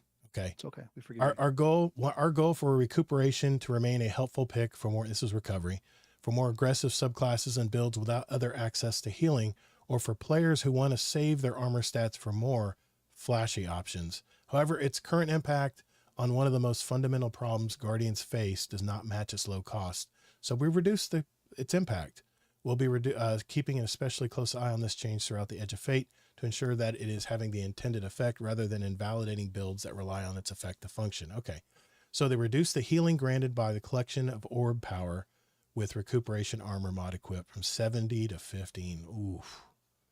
That stings. That stings. Because I use recuperation mods on just about everything. Yeah. It's that class item mod. Oh, that's rough. Yeah. Okay. Now they have everything that they've talked about. Everything they've talked about right here in separate articles here. And the one thing I wanted to make sure I clicked really on like tonight is I wanted to lay out what's coming for the next year. I think that's important to talk about here. So I'm going to click this. And Which one's it called? this is the Edge of Fate year of prophecy. reveal. But this is what I wanted to show everybody. This is what's coming for Year of Prophecy. You're going to get the main expansion, which is Edge of Fate. You were going to have 2 seasonal passes. You're going to get the rewards pass that comes with it, which is the season's called Reclamation. And then you're going to have a major update in September 9th, which is only what? July. Okay, the next month. 3 months. No. July. So I can't count. July, September. August, September. So less than 3 months. Okay. So September 9th, Yeah, that's like a 2 month months and a half away. later. So 2 months and away. So you're going to get another reward pass, a brand new one. That's going to be pretty cool. And then the second half of the year, December 2nd, you're going to get the Destiny 2 Renegades. I don't know if you've heard about this, Fudd, but this is going to be Star Wars Tell me. themed. Oh, I remember seeing a trailer. I thought it was Yes, just the yes. stuff pack. I didn't realize there's a Nope. whole. Yep. So there's a whole expansion Yep. that's Star Wars themed. Yep. It's called Lawless is going to be this season. You're going to get a reward pass for that. But then again, What? in March 3rd, which again is, okay, that's 4 months away. You're going to get another rewards pass. And you're going to get a major update called Shadow and Order. Now, one thing I know about Ash and Iron is they are heavily leaning on a brand new, not Rise of Iron, Iron Banner. Iron Banner, supposedly Iron Banner is going to be okay. revamped, which is, I love to play Iron Banner. I That live needs for that. Iron Banner. I know you love that. Every time it's in town, I usually put everything aside. So yeah, that's basically Say that. no to me to do stuff because Yeah. Iron Banner's around. Exactly. Yep. The core, like I said, you got to pay for the Edge of Fate, but the core updates available for all. Ash and Iron major updates available for all. You do have to pay for the expansion Renegades. And then, of course, available to all is the next major update, which is these are the seasonal breaks. The seasonal breaks will be up free to everybody. Now, one thing I will say too is that the seasonal passes are going to be much more rewarding for the free track and the paid track. We'll have much more rewards. So let's see. I want to make sure something else I mentioned here as far as what's coming up. We talked about that. Sorry, it makes me start all over again. They did show some content creators who went to Bungie and played it, and they answered a lot of questions for people. That's what these two articles are about. Iron Banner and Gambit, I've already read these. In Edge of Fate, Iron Banner and Gambit are going to be taking a hiatus and will not be back until Ash and Iron. Yeah, exactly. So they will be back in September. Got it. Necromancer, I thought the artifact was going away. Hope they change that so we can figure to with save loadouts. I don't know exactly. They've been a little foggy on that. Me and Kingsley and I have both talked about that, and he seems to think it's going to go away with a new artifact for a new season. So yeah, I know Fudd would have a great time playing Iron Banner with the group. No, I agree. Doesn't the old artifact always go away when you get into the new stuff? Or am I misremembering? Well, with every season you get a new artifact. So yeah, I mean it makes sense that it goes away. Yeah, and so the old one, yeah, they always have gone away. So why wouldn't this next one do that? I think here's the thing. Ash and Iron is an update. It's not a new. Is it a new season? Correct. It is. Okay, I see what the question is. Yeah. It says it's a major update. Ash of Iron's a major update, but it is available to everybody, so it's not a paid update. So I would assume that Edge of Fate, Ash of Iron, all that stuff, you have the one artifact, and then Renegades will be probably another artifact for that. And there will be a new seasonal track or new season pass bar or whatever, battle pass, whatever you want to call it. So definitely they're only going to 110 on the battle pass, on the pass, whatever season pass bar. But what they're doing is 1 to 100 is normal, but from 100 to 110 it's 500,000 per space up to 110. So you got basically, and from what I was looking at, 50, in that first 100 is like a lot more stuff. They increase so many number be smaller, rewards be longer or larger. Exactly. Which is I like that. Yeah, exactly. The Armor 3.0 ability balance pass and season pass updates. I got to show you the portal, man. I got to show you how the portal. I got to show you Armor 3. Let's show you Armor 3.0 because they're probably going to have a graphic in here, and I'll make sure. There it is. Armor 3.0 and tiering system. Yeah, I'll show it here. Maybe it's redacted stuff. They have a picture here. 2-piece, 4-piece, baby. I raid in WoW, dog. Yes, this all looks familiar to me. Yep. This is what I've been wanting. This is World of Warcraft. Same thing. Come on, baby. It's years behind, but we're there, and that's all the matters. So we made it. They got there. Finally, oh yeah, baby. 2-piece, like 4-piece. Look how everything's boost, changing. Big here. abilities. Yep. See how this is how the stats have changed. I got to take this back off. I got to take that. It's too wide. The stats have changed. You now have health, melee, grenades, super, class, and weapons. And weapons, the higher that weapons number, the more damage you do with your weapon. Any weapon. Yes, it should be. So instead of having resistance being they've changed that to health. Melee, obviously it makes sense. Grenade makes sense. Super, yep, makes sense. In class, this is your class item. So this is how they're changing things up. And you can see here the power, everybody starts at 10. The hard cap is 200, but you can go up to 450 is the pinnacle cap. You can see we got a lot of grinding to do to get to there.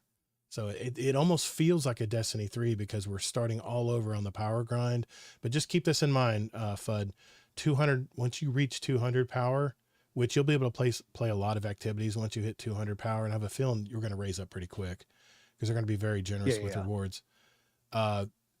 Everybody wipes to 200 every season. You reset to 200. So if you see it says 200 plus 110 in blue here, that's the artifact power, just like it has always been. with what we Oh, do. yeah, that makes sense. Yeah. But you can see the mods, everything is a very different. And you can A lot see more here, weapon perks here. like this is the force converter. When you have two pieces, after a final blow with any rocket or grenade launcher, sprint for a short time to gain speed booster. If you have 4 pieces of this armor, once per activation, sprinting while critical health, being suspended or being slowed by a stasis effect will immediately grant speed booster for a slight short duration. So this is the class specific, or no, I'm sorry, armor specific origin traits that you can get the more you put on. So just wanted to show you that. Okay, let's go back to another article here. I want to show you. I like that a lot. I want to show you this I'm a part big too. fan of this. You knew exactly what we're talking about. Good. So you're up to speed. Now here's what everyone is going to see. This when- is looking very familiar. Yeah. Here's what everyone is going to see when day 1 comes. Okay. You're going to see this portal system just like this. And this portal system, this is the campaign portal system. You can see you have solo ops. Portal. That's what you're looking at. Yep. Okay. Yep. It's on screen. If you're on Twitch, it'll come Yep. up much faster. You have your solo Oh, ops. I'm just looking at the twit here. I'm going to be Okay. jumping into solo ops right after the campaign, probably because I want to see how rewarding it is with the solo ops play here. Then you have fire team ops. This is the 3-man activity I was telling you about. You know what pinnacle ops are going to be? All of they're going to have a group of all of the prior exotic missions. That's where you can get your exotics here, and I believe, Okay. and also the catalyst to get the catalyst farm as well. Don't quote me on that, but I think it is. And then what So is that moonshine? 'cause- Yeah, this is Moonshine? all. Warcry. Sorry, moonshine is his Discord. Oh, name. sorry. I was like, I'm not Um, seeing moonshine on the edge No, of no, fate here. no. That sounds There is awesome. no What is that? moonshine. No, there's Is that no, the party there's hub? No, there's no party hub. But pinnacle ops, just keep in mind, Mountain Dew. pinnacle ops will be all exotic missions from the past, and they'll probably integrate Oh, more. okay. Interesting. And you can get, I believe you can get. Because the I thought that catalyst. was because before you had your regular upgrades and then you had your pinnacles that you did every Right. week. So I thought Right. that's what that was. Nope. So thank you for Nope. explaining that. No, Okay, it's cool. all exotic missions from the past that you maybe not had a chance Good. to play. Because and- those are fun to scroll around the map and try to Yes. find all the time. Oh, exactly. and now See, they're in one ma- spot. They're making it so much easier for the new player. It's very intuitive the way this is set up. And then, of course, for Jeff, Warcry, which all he plays is Crucible. Hey, Warcry, you finished Final Shape mission yet? I know you're in the chat. Probably I want to not. hear you. You finished Final Shape yet? Crucible Ops is all Crucible all the time. So, yeah. Crucible. And I believe Solo the Ops time. has, I don't know if they have a Crucible node in here or not, but Solo Ops covers like special missions you can replay. They haven't shown a whole lot with Solo Ops. That's why I'm going to jump right into it right away because I want to tell everyone about it. I wanted so- to throw something your way Yeah, man. when you get a chance. Yeah, what's up? Just because it's just me and you talking, right? Mhm. I'm well aware of a rant you've gone on a million times, right? About trying to do bounties and strikes, and Yes. everyone's bum rushing through Yes. and just killing everything, right? Yep. Right. Yep. So, this is something they need to do, but this may not be the right moment in the podcast, but I've been wanting to talk to you about this. Okay. They added a thing in World of Warcraft, right? Okay. Called follower dungeons, right? So you load into a dungeon with a full like NPC AI Mhm. group, Mhm. tank, healer, DPS, whatever role you aren't, they fill that spot. So it's an instant queue. So you're not having to wait for people to join up and jump Right, in, right? Right. But there's an option you can toggle where they lead you through it or they have to follow you. So Oh. if you had something like that in strikes, you could still get the damage you need to get stuff Well- done, but you could go at your whatever pace you want and get all your stuff I done. have news for you, sir. Solo Ops has solo strikes. Look at that. No Look more, at that. no more bullshit players running ahead of you because you're trying to get kills with a scout rifle and a strike. You're gonna have solo strikes While airborne, backwards, with Exactly, an eye patch on, exactly. your foot over your head. and you run up to the encounter and you're like, they're all dead already. Great. I just gotta go find another game. I hated that shit. I'm not trying to. I've I'm not- heard that rant 100 I know. times, I'm not and I trying to love it sound like a every prude. time. I'm not trying to sound like a prude, but I'm Ugh. just saying. No, but you're right. You're I there to wanna get something enjoy- done, and Can I everyone's enjoy bum the rushing. strike at my pace, please? Thank you. Yeah. No, Oh, Warcry. Warcry is only not. week one. Warcry. You have not I'm proud of finished you, it. Warcry. I can't find it in Crucible. ever Are you change. kidding me?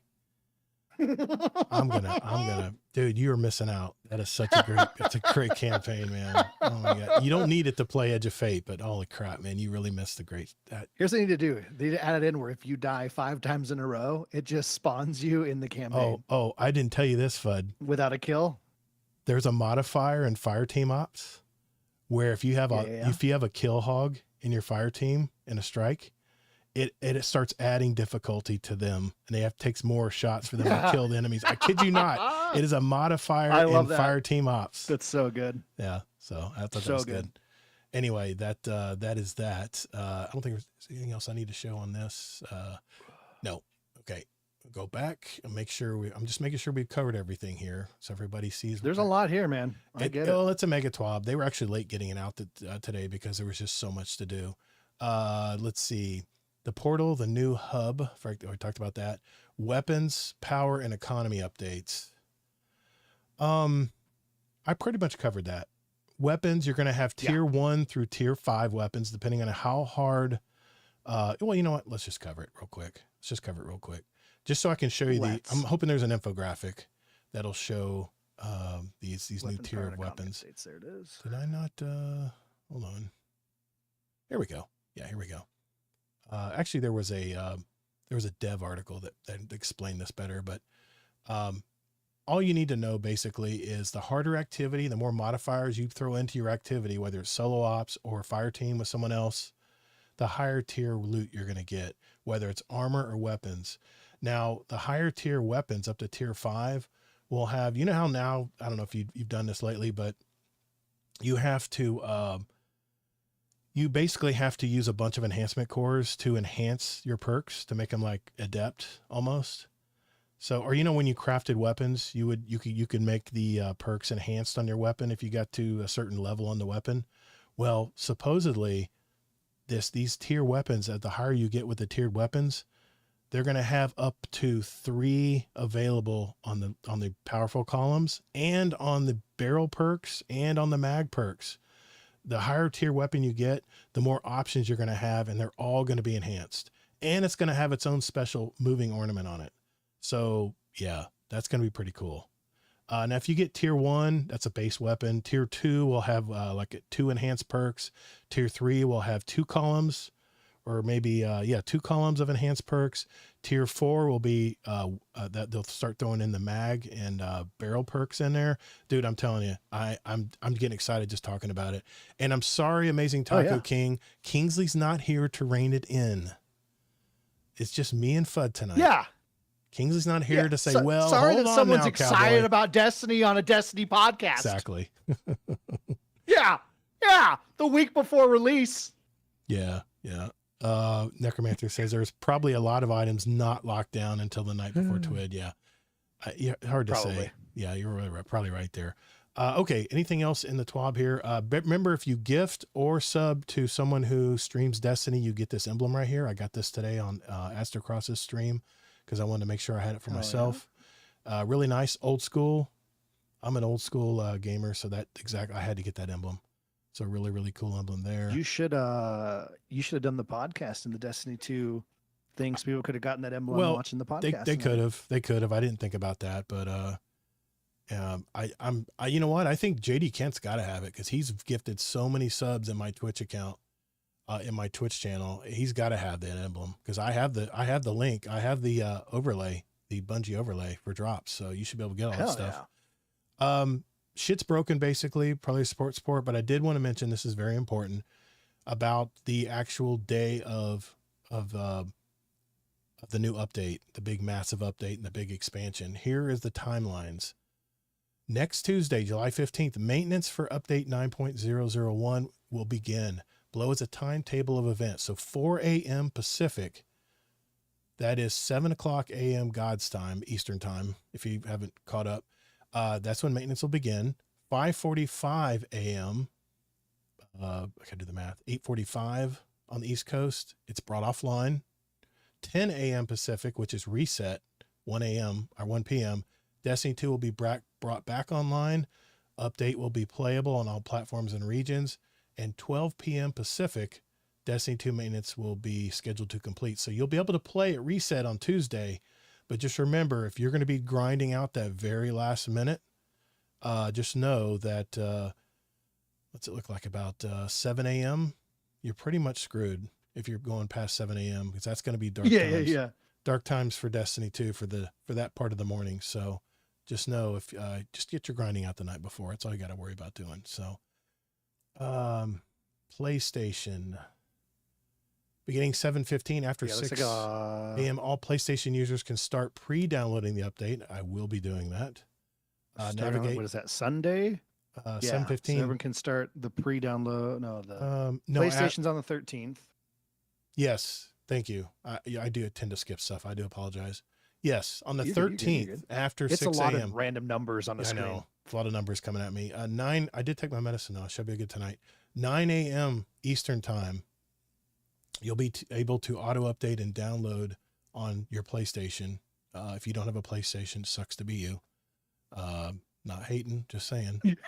7:15 though, after 6 a.m., PlayStation users can start pre-downloading the update by navigating to Destiny 2, pressing the options button, and selecting check for updates. I do that all the time.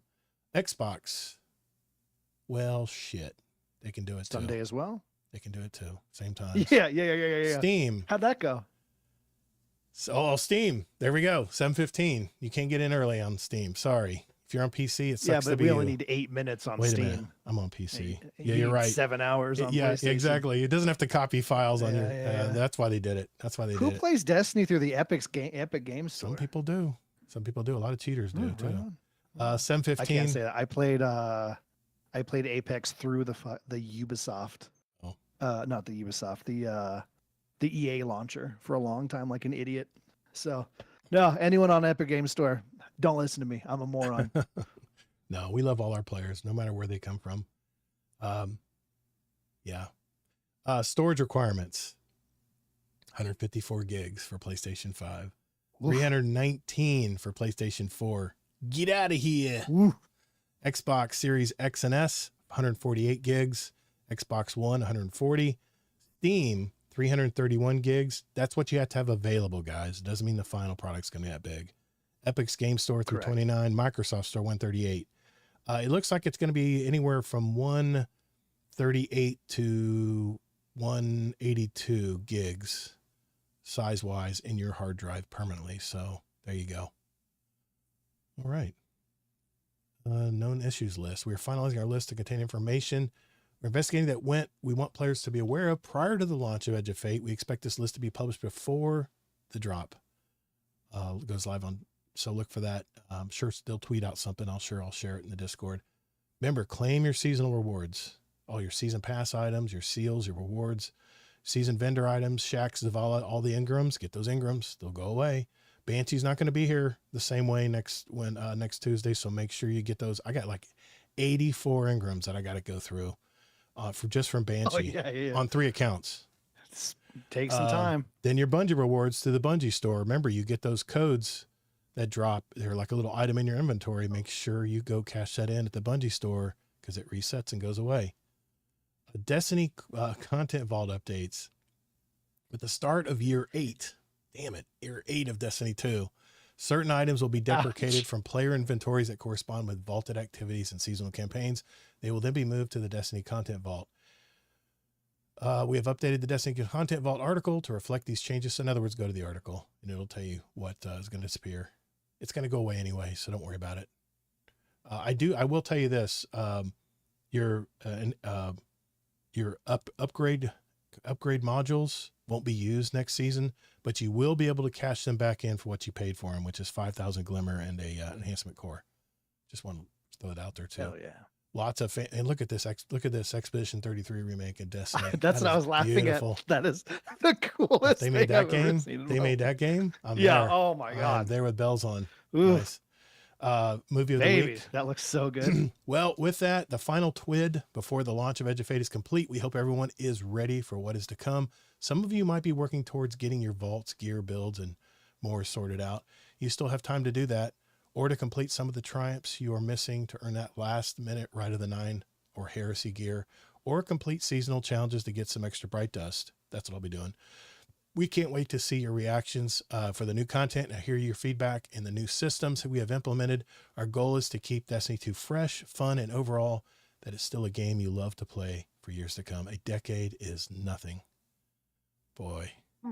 You know what? That goes back to what Allison Lura said in that video, that Vidoc we saw. Said it's not about the stories. It's about how the characters choose and change things in the worlds. That's what I'm really looking forward to seeing.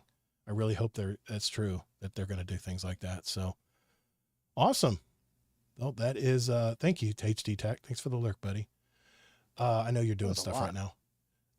That is the Did you get Star Citizen to work, Tech? Please tell me. Sorry. No, it's all right. Personal conversation. No, all good. All good. There we go. Original setup here. Thanks everyone for enduring that. I try not to read too much, but there's some stuff that's just better. That was a lot of, well, it's the week before the launch. It's like that's when you should be reading a lot of information. And Kingsley hates going over TWAB, so he's probably laughing right now in Vegas. Well, he's watching a show right now anyway, but probably watching Celine Dion or something. Who knows? He's probably watching Andor. No, in his hotel room. I hope not. Yeah. I hope not. He's watching Celine Dion. He's watching Andor with Celine Dion. Oh, that I can believe. Okay. She's just on stage watching it and be like, "Have you guys seen this?" While like shoving food in her mouth. It's crazy. Oh my God. I'll tell you what. All right. That is everything for the TWAB for July 10th. The few days before Edge of Fate. All right. Good deal. We are done with that recording. Now we're going to get into our, topic of the week here. Let me make sure I'm we still got to do that. You're right. Let's see. Yeah. Let me get another beverage. Go for it. And I'll be good to go. Go for it, man. We're not recording now, so you're good. Thank you, sir. Yeah, this is a good topic of the week. I may get a little irate. I got to save my voice too. Yes, Zombie. I know Xbox is the same. I found out.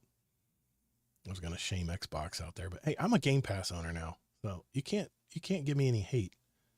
I'm a Game Pass owner, so just not on Xbox. Okay, topic of the week. Yeah, this would be a good one.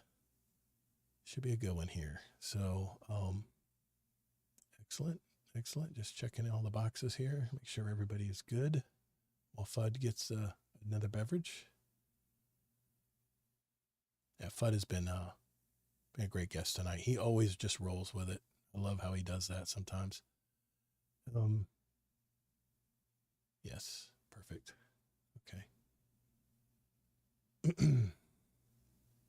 So everybody getting excited? I have a feeling everybody's kind of giddy right now. I start reading about all the changes in armor and rewards and stuff, and I just start getting excited because my gears start turning. Like, okay, I need to make sure we get this. I want to make sure I can generate ammo quick, but I also need to make sure I have good stray speed and get those leg mods, where I can move faster. That's going to be so much fun. So much fun. Gonna be great. Oh, yeah. Game Pass. I gotta admit, man, $11.99 a month for PC Game Pass is a pretty good deal. I played Clair Obscure strictly from Game Pass. Never had any hiccups. I just have to use their launcher to launch the game, and that's it. It's done. It's nice. To paraphrase Mace Windu, you may have Game Pass now, but we do not grant you the rank of Xbox player. Okay. Yeah, I own an Xbox. Does that count? I got an old Xbox 360, the black model. Remember those models? It's like a totally blacked out Xbox 360. It still sits in my main bedroom right now. I haven't turned it on in a while, so there's probably a crap load of updates I'd have to do on it. But I've owned Xboxes for a long time. I got an Xbox One Day One edition when the Xbox One came out. Or Xbox, was it Xbox? Yeah, exactly, close enough. Xbox One. No, yeah, it's Xbox. What am I missing here? It's not called Xbox One, is it? Yeah, I guess it is. Anyway, man, look at that stream room he has. That is so nice. I need to put lights and stuff behind mine. I got another camera I'm going to be putting up soon. That's going to have I'm going to have a 2-take camera where I'll have a different view so you guys can see all of this old manish face. And in more detail. Okay. Double check, make sure I forgot. We did the ad. We did the ad for FUD. I'm just checking off, make sure we did everything I talked about here. We caught up. That's all done. Yeah. Topic of the week time. All right. Let's see. Man, that is a long walk, FUD. His house must be really, really long. Let's see. This is okay. I want to make sure this pops up. Just checking all my windows here. Make sure everything working good the way it's supposed to. Okay. All right, that's that. All right. Okay.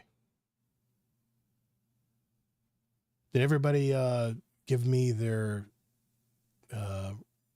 they applied to the survey question of the week in our Discord? If you haven't, now's be a good time to do it, because in about a few minutes, we're going to go over the results of that as well. I actually put a video out this week on my YouTube channel talking about it as well. Back. Okay. All right. Let me get a quick drink of water and we'll get into it. I got to watch my voice. I've lost my voice right midstream before.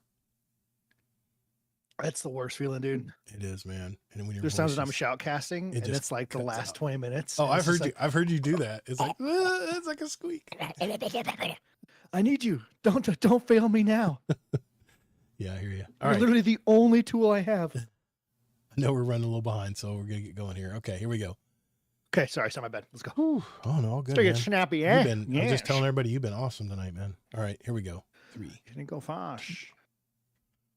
All right, for our topic of the week, in lieu of the recent 9,000 Microsoft employee layoffs, I wanted to pose the question: is the way games are being made changing before our eyes? Because there's a lot of things that have been happening that is really wigging me out. As I mentioned in a past roundtable episode, that was episode 293. I was going over the state of gaming, that report from Aphelion. It was a venture capital firm. This was a report that they put out to investors.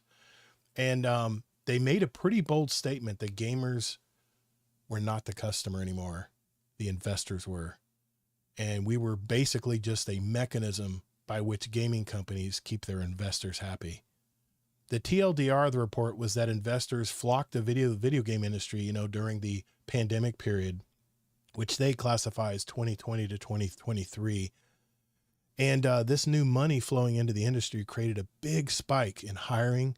More developers and companies were literally spoiled with this influx of investment. However, come 2024, when the projections fell really short from the capital firms' reports, the investors started beginning to leave the industry, chasing what is now what they're saying is the hottest thing, which I agree, or is all the rise of AI companies out there that are emerging. Basically, the utter temptation of making number go up. Hey, I'm a stockholder. I want to make sure my portfolio goes up every year. I can't blame them. But this is when CEOs of leading gaming companies began laying off masses of employees, trying to keep the stock price steady and to keep the industry attractive, to keep investors to hang in there. So here we are in 2025. We're hearing of yet another mass layoff from a giant Microsoft company, including many of Xbox's latest acquisitions, some development companies even being closed down flat out. Rumors are that Microsoft is gathering funds for a bigger jump in AI development for its Copilot platform. So this begs the question, is this new norm? Is this the new norm for the gaming industry? I mean, it's been speculated that CEOs shedding human capital has been only a stopgap for the impending stagnation of the gaming industry that's going to be coming. So how will companies grow their value going forward? I'm not trying to sound like a downer here, but it's kind of ironic that the gaming companies have been chasing the investors instead of making games for their goddamn players.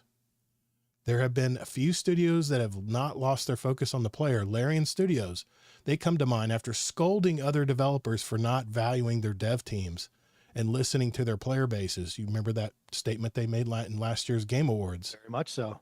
You know, there's only been 2 games that have diverted my attention from Destiny 2, and that is a high praise because, you know, I used to say this for the longest time, you know, all I play is Destiny. I only play Destiny. I only play Destiny, Yeah. man. That's all I do. The first game was made by one person, and it won awards for it. And I found out about this game when my power was out last October when Hurricane Milton hit Florida really bad and took our power out. And mobile games were all I could access. I didn't have any internet, so I found this game my son had been telling me about called Balatro. I put over 100 hours into this game, as it was just so much fun to play. It was so motivating to keep playing. And it's a very, very simple gaming model. Now, the second game was made by a studio of only 33 employees. And if Kingsley Mack hadn't made a bet that I wouldn't play it, I probably wouldn't even be talking about it today. And that's Clair Obscur Expedition 33. 2 amazing games Your piece. made by a grand total of 34 employees. I know this is going to make a lot of people mad, but are the big studios too bloated with management and fluff these days? We all know what happened to Bungie when Sony came knocking on the door and the layoffs that followed. I mean, I guess we're going to see if that move was a mistake when we try out the new expansion this next week, but it does make me wonder. Now, don't get me wrong. I don't think the developers on the floor are complacent, but maybe the management that sets the direction for games these days are where we need to look. We all know the problems that Bungie management had and why there were, many were shown the door, but I got to put this out into the ether. Now that investors are fleeing the gaming industry, will company executives start looking to satisfy their player base now, or will this cycle just keep repeating itself with more layoffs after games released that are actually successful? Larian already called them out. With AI beginning to integrate into our lives, will this make game development more efficient? Can you hear me? Can you hear me? I can hear you. Okay. Sorry, I had to talk to my daughter. Oh, I'm sorry. Okay. Multitasking. But will smaller and more lean studios like Sandfall Interactive, who made Clair Obscur, will that be the way games are made in the future? Maybe instead of huge studios, maybe more will be divided up into smaller, more effective teams. I don't know. It just gives me pause after reading yet another article of a gaming company laying off more employees. I mean, I know I threw a lot at you there, Fudd, but where do you stand on all it's this? perfect. Bud? Where do you stand on all this, man? Well, the main thing, and this is something we've talked a lot about on JSG, right? Where the Yep. future is absolutely the AA games, right? Mhm. AAA is really struggling. They're doing everything they can to keep making more money while having record years and laying people off. Bad move, right? Yeah. But yeah, AA companies are 100% where it's going to have to be. And this big chase for AI, we're going to come to a point, and this is basically what it comes down to, is you're going to have all these layoffs happen. You're going to have a bunch of great talent that's just going to be burnt out by the industry, and they're going to leave, and they're going to go find some other job in a totally different industry. We're going to lose out on a bunch of great people that way, Absolutely, right? man. And Brett, while these AA games continue to do great, Mhm. Baldur's Gate, Sifu, It Takes Two, like all those kind Oh, of things, yeah. right? Yeah. We're going to see more and more AAA laying more people off, having tougher years. I think we still have a few more years of them making horrible decisions before it finally caves in on them. Yeah. And either the industry has to go, all right, we need to start over and build up again from the ground up with people that care and shit matters too, right? Or we're going to see a whole new line of these studios that are now the AAA studios because they have like Larian Studios might be the big dog, Yeah. at some point. Or some of these companies are like 4 people right now that end up being 12, 33, right? Clair Obscura was a bunch of burned out people that were like, we want to make our game. Yes. And then they made that incredible thing, right? And like, it's tough because we are gonna suffer for these guys cutting people off while making record profits to try to make more money, lean into AI. It's gonna backfire at some point, and we sadly are gonna have to suffer through those years before it implodes on itself, which it's going to do. Yep. Before we can then have maybe a second, not in a Destiny term, but maybe a golden age of gaming again, right? Yeah. Where, we can start going, hey, Ubisoft has something coming out that's cool. Or, hey, Hey! Sorry, my daughter's talking. Hey! Sorry. Hey! Quiet! Don't lose your voice. Hey! I hear you, brother. I hear you, man. I hear will you. come over. Okay, sorry, my bad. But yeah, it's something we've talked a lot about. I'm glad It's you guys have these talked double A about it. companies. That's Yeah. where it's going to be. Yeah, I mean, they're just killing it right now, Yeah. and we've just been let down by a lot of these games. You have stuff from companies you trust that launch in a bad state and then eventually get fixed. Real tired of that, right? Early access, all this other stuff. right. AAA games saying this will be the first 5A game or whatever, right? Yeah, we found out It's what that just one, they're just going to have too few people to make stuff, and then all the good talent, like I said at the beginning, is going to go somewhere else. They're Brain going to be burnt out. Why? drain. The gaming industry is one of the hardest things to stay in. Yeah. A lot of people who are very passionate and talented are going to go, well, why?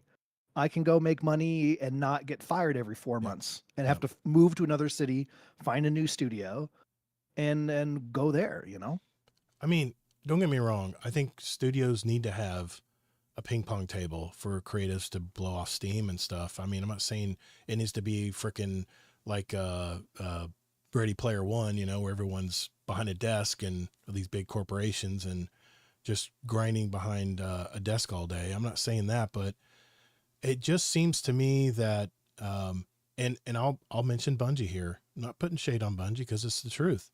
A lot of the original Bungie employees that loved to make games that they wanted to play, their whole mission statement changed from that when they first started making Destiny to being games you'd want to play with others and enjoy together. I mean, I both are good. I think both are good missions, but the thing I'm worried about with Sony is they're a no nonsense company. I mean, they've been around a long time. They're a Japanese owned company. These Japanese don't play, man. It's all about efficiency and making those reports and getting stuff out consistently. It's a lot of things that, you know, Sony's been around a long time, and Bungie was always known as a studio that is the anti-boss. They're the ones who they make the games they want to make. They don't care what the other gaming studios are making. I mean, that's how Halo became so popular in the day. They were the hippies, for lack of a better word. They were the hippies of the gaming industry, where they just did what they wanted to do. They didn't care what anybody else said. And look at this beautiful game they made called Destiny, from people who just loved this environment, loved this world. And I think Astrocross put a video out today. I haven't seen it yet, but the title was, "Is the old Bungie gone?" Because there's a lot of new faces now that we're seeing on those live streams that we're not used to seeing. I still miss Deej, man, but they've laid off so much of their studio, and not to mention they've split their studio making Marathon on the other end, which that's another topic altogether. And they have an uphill battle at that game.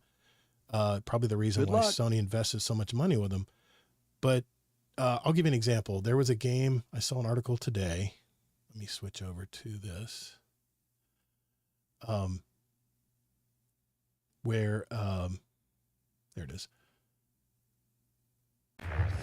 Another live service shooter to shut down a few months after launch.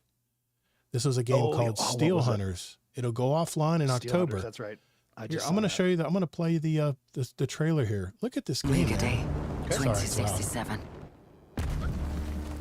Look at this trailer, We man. witnessed the end of the old world and the beginning. This is very much of like an Destiny. I mean, unimaginable look at power. this. It's a beautiful game.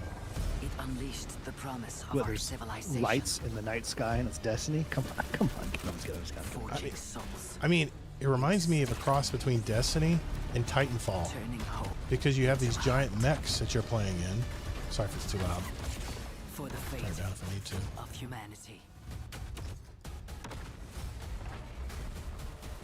For Starfall, That just looks like a fun game, man. But unfortunately, they had to close down this game because they only had, what did they say the numbers were? 4,479 people played the game shortly after launch. This brings me to my next Yeah. point. This brings me to my next point. And that is that new games have a much harder time getting out into the industry now because there are less gamers out there statistically right now, but we're spending more hours playing. But even more importantly, we're only playing a few games that we cling to for the whole year. I mean, I'm a prime example. That's All I the play main is thing. Destiny. Statistically, most people are just in their comfort zone, which Yeah. is, I mean, and a big part of that obviously is like, life's tough, right? We're looking for our comfort, and if you find a spot that's comfortable, a lot of people are staying there. Steel Hunters was a tough one because I remember you've had him on your show, Mr. Native Raider. Mm-hmm. That was one of his most anticipated games for the year. Yeah, it's too bad. And it just like came and went. I don't remember we watched the initial trailer at the Game Awards, right? Mm-hmm. I don't remember seeing a single thing about this game launching, that it was coming as soon as it was. Promotion. I hadn't heard anything from the Game Awards until that article came out that it was closing Son. down. And I was like, what? Yeah. Like, it's just, It was exciting. and some of these things you don't hear about because there's a lot of bloat and some bigger companies can spend more money, Yep. and getting their Promotion. name out there and whatnot. Like, it's tough to get your name out there. And like you said, getting new players in, especially if you have something set up where it's like, hey, this is a game you can play for years, which everyone's obviously trying to do because it makes you a ton of money. But a lot of gamers already have that game in their life. So we just, like, that's why like things like Clear Obscure are so great. It's nice to just be like, yeah, I'm going to go have this beautiful experience for 30 hours, right? Yeah. Be blown away. I'm like, sweet. Now I can go back to my other thing. Like, that's the kind of things people are looking for. Right. And everyone is still trying to do the live service. We want you to play only our game for the next 10 years. And it's just like, if you don't already have people in your game doing that, it's very tough to get people to do that. Video games are reminding me a lot of the movie industry right now because they spend half of the Yeah. money they invest in just promotion. F1 really did well. It did well. I think it did, I want to say it did like 90 million over a weekend, which is fantastic. I mean, that's awesome. Or I think 88 million, I think. And I think Mission Impossible did like 85 million over the weekend. But you know how much, I think they've been promoting that movie and Mission Impossible. I've been seeing the previews for that movie for like 6 months. Forever. They want to make sure. So you have these studios who make awesome games like this, and they can't promote them because they don't have the big funds that the big studios have. I don't know.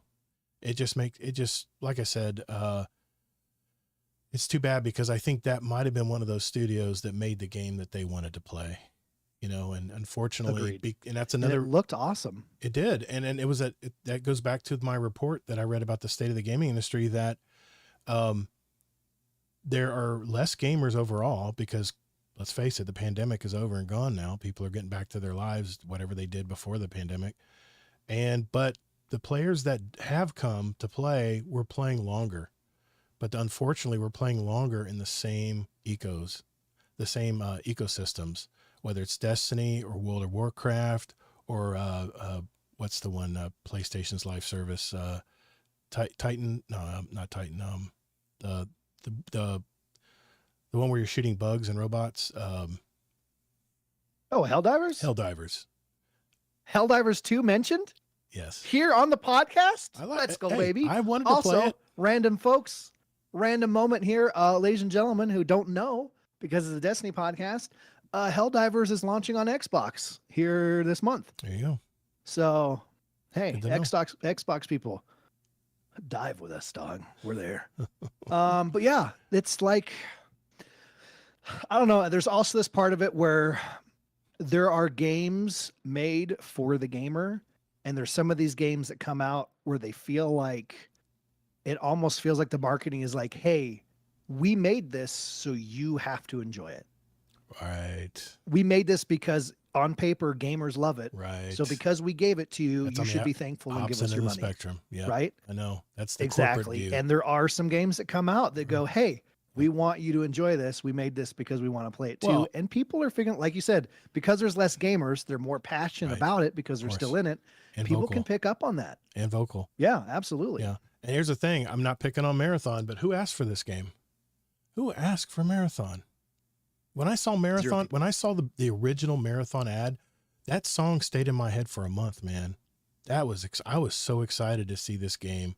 And I played Crucible. That first Yeah. was that cinematic cutscene, Yes. right? Cinematic trailer. Yes. Where If Marathon, oh yeah. not to get into a huge topic about it, obviously, Right. but like with the AA thing, if Marathon had been a game that came out and they're like 3 people made this, I'd have been Right. like, hell yeah, that's awesome, right? Mm-mm. But not that, Made you by know what I half a mean? Bungie. But yeah, Half a Bungie made it. exactly. And, Yeah, a lot, exactly. and a lot, That's and a tough. lot of their PvP team, which is why PvP and Crucible, unfortunately, sorry Jeff, but the Crucibles just believe it's just literally. I feel like it's like dying on the vine with Destiny 2. But the fact that they're bringing the portal system in to tie people in to play it, I don't think it'll help it, but we'll see. I want to get some comments from the chat here. Amazing Taco King first says this. Okay. The cycle is sadly here to stay. The market is just too much money to leave lying on the table. Eventually, we will see roller coaster effects for larger studios. JD Kent says that's the problem with publicly traded corporations. They have a legal obligation to their shareholders, not the employees or the customers. Yep, exactly. Amazing Taco King again says, but this paves the way for indie devs and smaller studios to be able to expand the industry and make real entertainment versus churned out cash grabs. And then Necromancer said, Bungie hasn't been to blame for anything that's happened in the last 2+ years. If you want to point fingers, you point them at Sony. Well, Sony, yes, laid off a lot of employees, but between me and you, Necromancer, Bungie had some management issues. There were some managers. I remember hearing stories how the developers on the floor had gotten feedback, even community managers, just please begging to the management that this is what players want. And maybe this new system, I mean, it's what I wanted. Maybe they finally are listening. That's good. Maybe they're finally listening with Edge of Fate, and I'm excited to try it out. But I think Bungie did have a management problem. The managers they were stuck on their idea of what they wanted to do. They didn't listen to any feedback from the staff or from their developers on the floor or their players and fans. At least, on the bottom level, maybe they were hearing us, but they just couldn't get it translated to the top. We'll find out. We'll find out when Edge of Fate releases. Correct. And it's not a very popular take, but if you really look into it, like, Bungie does better, sadly, when they have a corporate overlord. They've been solo a few times, and every time they're solo, they also make some pretty poor decisions. So they can't be by themselves, which is the sad part of it. Yeah. Not saying that a corporate overlord is great, but also like they are also people trying to make money, and some decisions aren't great. Hey, and Pete Parsons, he gets paid what he gets paid. Who gives a shit what he spends his money on? I'm tired of hearing about his cars. Hey, if I had a lot of money, I'd buy a car collection too. We gotta talk about the table. Oh my God, seriously. Yeah, the table. I still don't understand how does a table cost that much? But anyway, I digress. Amazing Taco King. It was the last of the tree in Elwyn Forest. He did say Steel Hunters had a problem, was the market audience was too niche. It was like a weird cross between Armored Core and Apex Legends. Okay. I didn't know a whole lot about this game other than I saw the trailer and it excited me at the Game Awards. He said also the problem was was launching an early access campaign almost a couple months after a closed alpha test. Okay. Well, anyway, I just want to mention that because kind of like, what was that? Like Halo Infinite, where it launched and then the campaign didn't come for a year later too. I'm sorry. When I saw, you can't do that stuff, man. When I saw Halo Infinite, I said, what is this? A game from 1994? It was a joke, man. I'm like, I'm sorry. It made, I had Destiny fun for 2 days. Destiny put it to shame. Yeah. My God. I mean, the guns, that was rough. You got to have some realism, guys. I mean, come on. Or you have to have a nice mechanic. If you're not going to bring the realism, you got to have a mechanic like Balatro did that'll keep you playing. Has to be some kind of game loop that really excites you. So anyway, I know we're crunched on time here. I just wanted to, when I heard about the Microsoft the layoff, base of it I just got pissed. Correct. Yeah. And the base of it is we are like, that shit sucks and it's going to continue, but we are also very lucky that there are a ton of these AA companies making awesome games. And look how successful. It's not a drought. We are still being able to play some really cool games that are happening if you know where to look. And there's a lot of games on Steam, man. PC has a lot of games. My Correct. Lord, I didn't know there was Very a lot of much games so. until I looked at the Steam library. There's no way I have enough time in my lifetime to play these games. Anyway, but And again, GTA 6 is going to completely change 2026. whether it fails or succeeds. No matter what happens, Wait a the minute. gaming industry will never be the same again. I heard 2027. I heard they punched it back even further. No, it was launched. It was supposed to launch this year. Then they 2020. pushed it to next Yeah, year. and they pushed it to I haven't heard 2026. 27 yet. I heard it somewhere, but maybe I might be misconstruing my facts. But okay, I do want to laugh. There were a lot of games that pushed themselves back to 26 because they didn't want to compete with GTA. And now then they're GTA right there in pushed it. themselves back, and I'm sure a lot of them are Like like, Marathon. Oh, no, Hello, what are we gonna Marathon. do? What you gonna do now, Marathon? They need a little more time to Yeah. cook. They do need a little more. I am gonna play. Hopefully, I'm not gonna pre-order it because I want to see what streamers think first and the reviews come in. But I definitely want to see. I definitely want to play Borderlands 4. I'm really curious because they've leaned looks into the interesting. Bungie effect. They've leaned into the way Bungie does stuff. I don't know. We'll find out for sure. We'll find out sure when it comes out and we start hearing reviews on it. All right, we've got some questions from our community, and we'll do that right after this. All right, good talk, man. Good talk. Good feedback, guys. Thanks for the feedback. Absolutely. Maddie, you can ask me a question, man.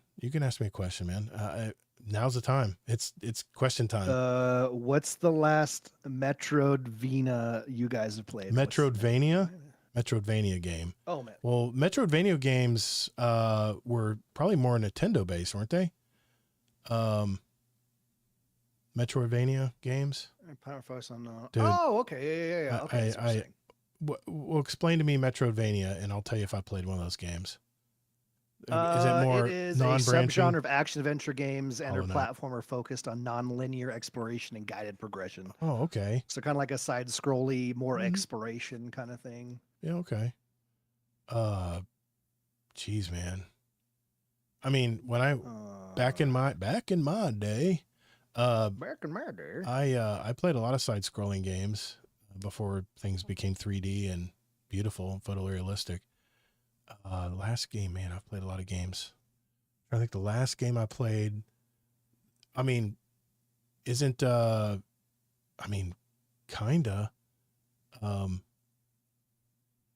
FromSoft's games have always been that way, haven't they? Where you can go anywhere in the world, and fight any bosses depending on where, what areas you go into. Not like more of like a linear open world. Not it's like It is. open, like there is exploration, but it's not like open world. You know what I mean? It's not true open world because you have to get by the bosses to keep going. So like there is a bottleneck. so yeah, I guess like Elden Ring would work, or was that Jedi Survivor? I guess technically counts, right? I thought that was more linear, but I haven't played enough of it to tell you That's- for sure. Yeah, I started playing it and I thought it was pretty I'm linear, looking but at a list to see what the last one I played was. give me a list. I'll tell you if I played those Might have been games. Grime. If they're recent, they're probably not because I've spent the last 10 years playing Destiny. Almost 11 now. Yeah. I mean, I've really Whatever the newest Castlevania was, I think it might have been that one. Hollow Knight. What It's was that one? revolutionary genre. Think of Elden Ring Hollow Knight's incredible. plus Dark Souls and a side scroller. Wow. Okay. I'll check that out. Yeah, I know my son's played it. Not quite Dark Souls. It's kind of Metroidvania-esque subgenre. Now, I've played Dark Souls. Okay. Man, that's a punishing game. Ori, can't go wrong with Ori. Ori, okay. I haven't played Ori. Yeah. And Hollow Knight's classic. Like I said, take 10 years off of my gaming life, and I've been playing Destiny. I've deprived myself of a lot of gaming. I had a lot of catching up to The do. amount of games I've been like, you should play this, and then you're like, I'll check it out, and then I never hear anything again. Also, a game called Nine Souls. Okay. I guarantee you my Yeah. son's played all these. Great question. Yeah, it was good. I My s- hadn't heard that. I knew of the genre once I Mhm. looked into it, Yeah. but I'd never heard the term of it. I learned something, Maddie. Thank you. What was Hades? What kind of game type was that? It was That's a roguelike, what right? is that? it's a roguelike. Hades? Yeah. See, that's what I loved about Hades. Balatro, because Balatro, if you think about it, is a roguelike game. It has lots of modifiers Yeah, depending on roguelike, what you're yeah. playing. I would say Balatro is probably the most, as far as a roguelike game. That's what I play. But Metrovania game, I'll play Night Rain with you, Gator, anytime you feel froggy enough. Man, I tell you what, I am starting to branch out, but the grind is gonna be next week. I'm gonna be grinding. Next week. We'll be grinding. So, okay, let's keep going here. Discord questions. We have a few here, and we have a couple voicemails too I want to talk about tonight. Hell yeah. And then I have a question for you. Okay. You want to wait till later? Or you want to ask it now? Absolutely. Oh, I haven't started recording yet. Hold on. Here we go. Let me do my little intro Oh. spiel. Here we go. Oh, we didn't record any of Maddie's question? Oh, No, I'm sorry, we Maddie. didn't. Sorry. I was off camera. That was Okay. just for you, bud. All right, boys and girls, it's that time of our show where we get our questions from you guys. So, Fudd, you said you had a question to start off. So let's start with you, man. What question do you have? I definitely said I'll wait till This is- later, but that's fine. Let's start there. Thank you so much for listening to the words I say to you. I love you. I do. So my question, I was thinking about this earlier, right? Monkey brain. I like to play WoW, right? With a lot of music in the background, right? Right. And a playlist came up that was like all just like live performances, right? Okay. And a question formed. And my question to you is, if there is one live event, one live concert, right? In the past that you wish you could go to, the number one thing you're like, God, that would have been the best show ever. What would that be? I definitely wish I would have loved to have gone to a festival and watched Foo Fighters live. They have such energy in their good shows, call. especially back in their acoustic. Remember they had a lot of acoustic albums, but there was one A called ton of them. Yeah. Silence and Echoes, where they had an acoustic side and then they had a rock side. That's still one of my favorite albums from them. But I mean, if you look at the very first song that I added to the playlist, it's an acoustic song by the Foo Fighters back in 2019 in July, which next week will be our 6th anniversary of this podcast. Right? Yeah. Crazy. 6 years. It was an acoustic song by Foo Fighters. And you'll have to look it up if you want to see. Oh, Pink Floyd, Led Zeppelin. I hear you, Necromancer. Yeah, Pink Floyd, especially when they came back, especially when they were together. And now it's tough now because both the leads are split apart. But I hear you, Amazing Taco King. I hear you, man. It's never the money, Taco King. It's never the money. It's just time. It's time with games for me. Yeah. Yeah, I mean, yeah, Foo Fighters without fail. I mean, I was such a Foo Fighters fan back in the the late 90s. I was all into the grunge scene, man. I loved all the grunge that came out in the 90s. It was like an awakening after my 80s youth of synthpop and punk rock, you know. So Yeah, I was watching for me, I was watching speaking of the 90s, 1991, Mhm. live at the Royal Albert Hall, oh god. Eric Clapton. They know Foo Fighters played there too. That Ooh, that so if would've anyone been hasn't good. watched I was watching a lot of that show, right? It started with Layla live is an Oh. incredible Oh experience, yes, right? absolutely. He's got like a tuxedo on, the cigarettes like in the guitar strings, right? It's such a Oh vibe. my god. But that whole show, I watched that entire show on YouTube and I was like, that had to be a absolute mind F in person. I can't even imagine.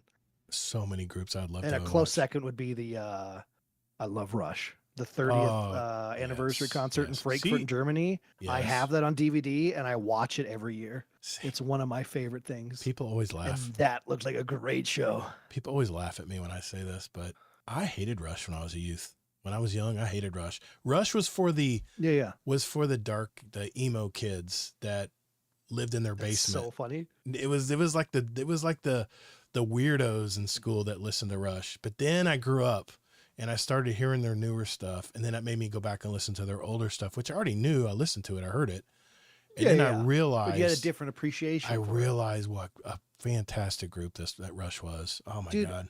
The amount of stuff that came out of 3 people, like 5-man bands can't pull some of that off. Oh, Oh, yeah. just beautiful, dude. Obby. What's that Ozzy. fucking movie scene? Yeah, you can choose anything you want. And the dude's like going through his cassette tapes in the van. It's all Rush, dude. You're like, yeah, that's right. We can only listen to Rush in this van. Yeah, Ozzy and Sabbath. Oh yeah. Ozzy's done now. That'd have been He's great. retiring. That was it. His last No, concert. that would have been a great show. Honestly, Would've talking been. about that like 9-hour show, the Jeez. Ozzy thing would have been an incredible How thing. about, to go how to. about Alice in Chains? I mean, they weren't. I didn't like them when the earlier times either, but they really became a fantastic power group. So many. I made me, Alice in Chains guitar made me actually learn to play guitar. I love those minor Oh, hell chords they yeah. always use, and they always detune all their guitars. Oh my God, it's so cool. Okay. Question from, well, you know what? Let's do a voicemail. Let's do a All right, voicemail I'm down. question. Here we go. And let me know if it's too low. This is from Moyu Monger. And Chad, I might need help on this because Moyu really goes into the weeds here. Here we go. Hello, Moyu Monger here. So one thing that I wanted to mention that caught my interest in episode 310, I believe, with Tajo Trade. There was a brief, or maybe a little bit more than brief, discussion about like hot swapping, specifically with in the TWAB that was read about the sanguine swapping, how there's like the delay. And I actually think that Bungie is accidentally almost supporting it in this next update. Now, the reason for that is I think it's because with the change to stats, and especially with the addition to the percentage buff of damage for like the melee, the grenade, weapons, and super, I believe that's actually going to support it more because, say for instance, you have a melee-based build that is meant for ad clearing mechanics. You obviously want to focus into the melee stat more. But when it comes to like a boss rotation, when you're doing damage, you don't really need melee. Like, I don't think there's ever been a boss in Destiny. Maybe correct me if I'm wrong, but I really don't think there's been a boss where melee damage has been particularly important. Maybe specifically raids. I guess there's XR from Ghost of the Deep, where there's been the Strand grapple. But anyway, I believe that it's actually going to be more supported, and I think menu play, something that Bungie has been trying to shy away from, like the hot swapping, and adding in like uh, the loadouts.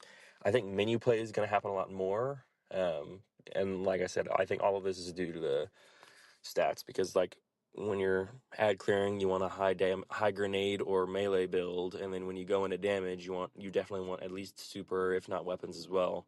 Um, anyway, I guess I just wondered what y'all would think. So yeah, thank you. Thanks, Moyu Monger. Appreciate the feedback there, man. Appreciate the voicemail. By the way, if you ever want to send us a voicemail, it's so easy, man. All you have to do is go to Guardian Downcast So easy. and hit send voicemail. It's on the right side of your screen when you go to the website. On your phone too. It's right there. You just hit send voicemail and you'll go right to a screen where it has a big record button. You write your gamer tag, hit end, and you're done. It'll send it to our email system and we might play it on live like we did with Moyer Mongers tonight. I agree with them actually, because the new loadouts menu, the new UI system that they added a few seasons ago, it's instantaneous. I mean, if I was to swap out a build on Dim, I'm going to be sitting there for 2-3 minutes, and it makes it just impossible to do. The UI just doesn't communicate fast enough, but with Bungie's built-in system, you literally can hit the left arrow FUD on your character and have pre-built loadouts like you do in Dim. But when you press that icon, it's almost instant. It's so quick that everything swaps. So I agree. And the fact that the armor mods or the Armor 3.0 mods actually make a kind of a difference now, as far as not only how quickly your grenade comes back, but actually how much power you're going to have with that grenade, how much damage you're going to do with that grenade, and all the multitudes of builds that we're going to be able to make now with these new mods, and these new tiered weapons and tiered armor, set bonuses for armor. I mean, we have, it's 4D chess now, guys. It used to be pretty simple to put a build together. Now we're playing 4D chess. I don't know. I think you're right. I think it might encourage it. I don't know how they can, other than putting an absolute delay in that system on the user interface with the player. I think that's the only way they can combat it. What do you think, Fudd? Yeah, I was Googling, and the only thing that popped up was obviously, what was that? on the actual Sanguine chest piece. They're putting in that 10-second cooldown before its perk can be Sanguine's activated, alchemy. right? Yeah, it's for a Yeah, so a couple things like that.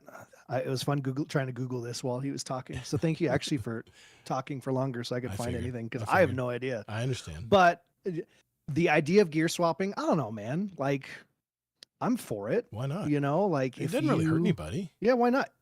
If you can fly through something and like quickly like Yes. clear a group and then know that around Yes. the corner you need this exact thing and Yes. can click a button and switch to that and That's- go. that's If pretty you're able badass. to do that, Yeah. why not? That's That's next fun. level. That's cool. That's like next level. let people do that. I don't see why you should try to stop that from happening. I know? honestly, If yeah. I mean, even in PvP, if someone can like Yeah. they kill a warlock and see me Yeah. sprinting in the distance as a Titan and they go, oh, I know what'll do that, and can, before anyone kills him in Crucible, switch real quick to something, that's badass. I don't know. I don't know if loadouts are locked. I in can't do Crucible or it, not. I've but never if you tried to do can, it. that'd be cool. I've never tried to do it in Crucible, honestly.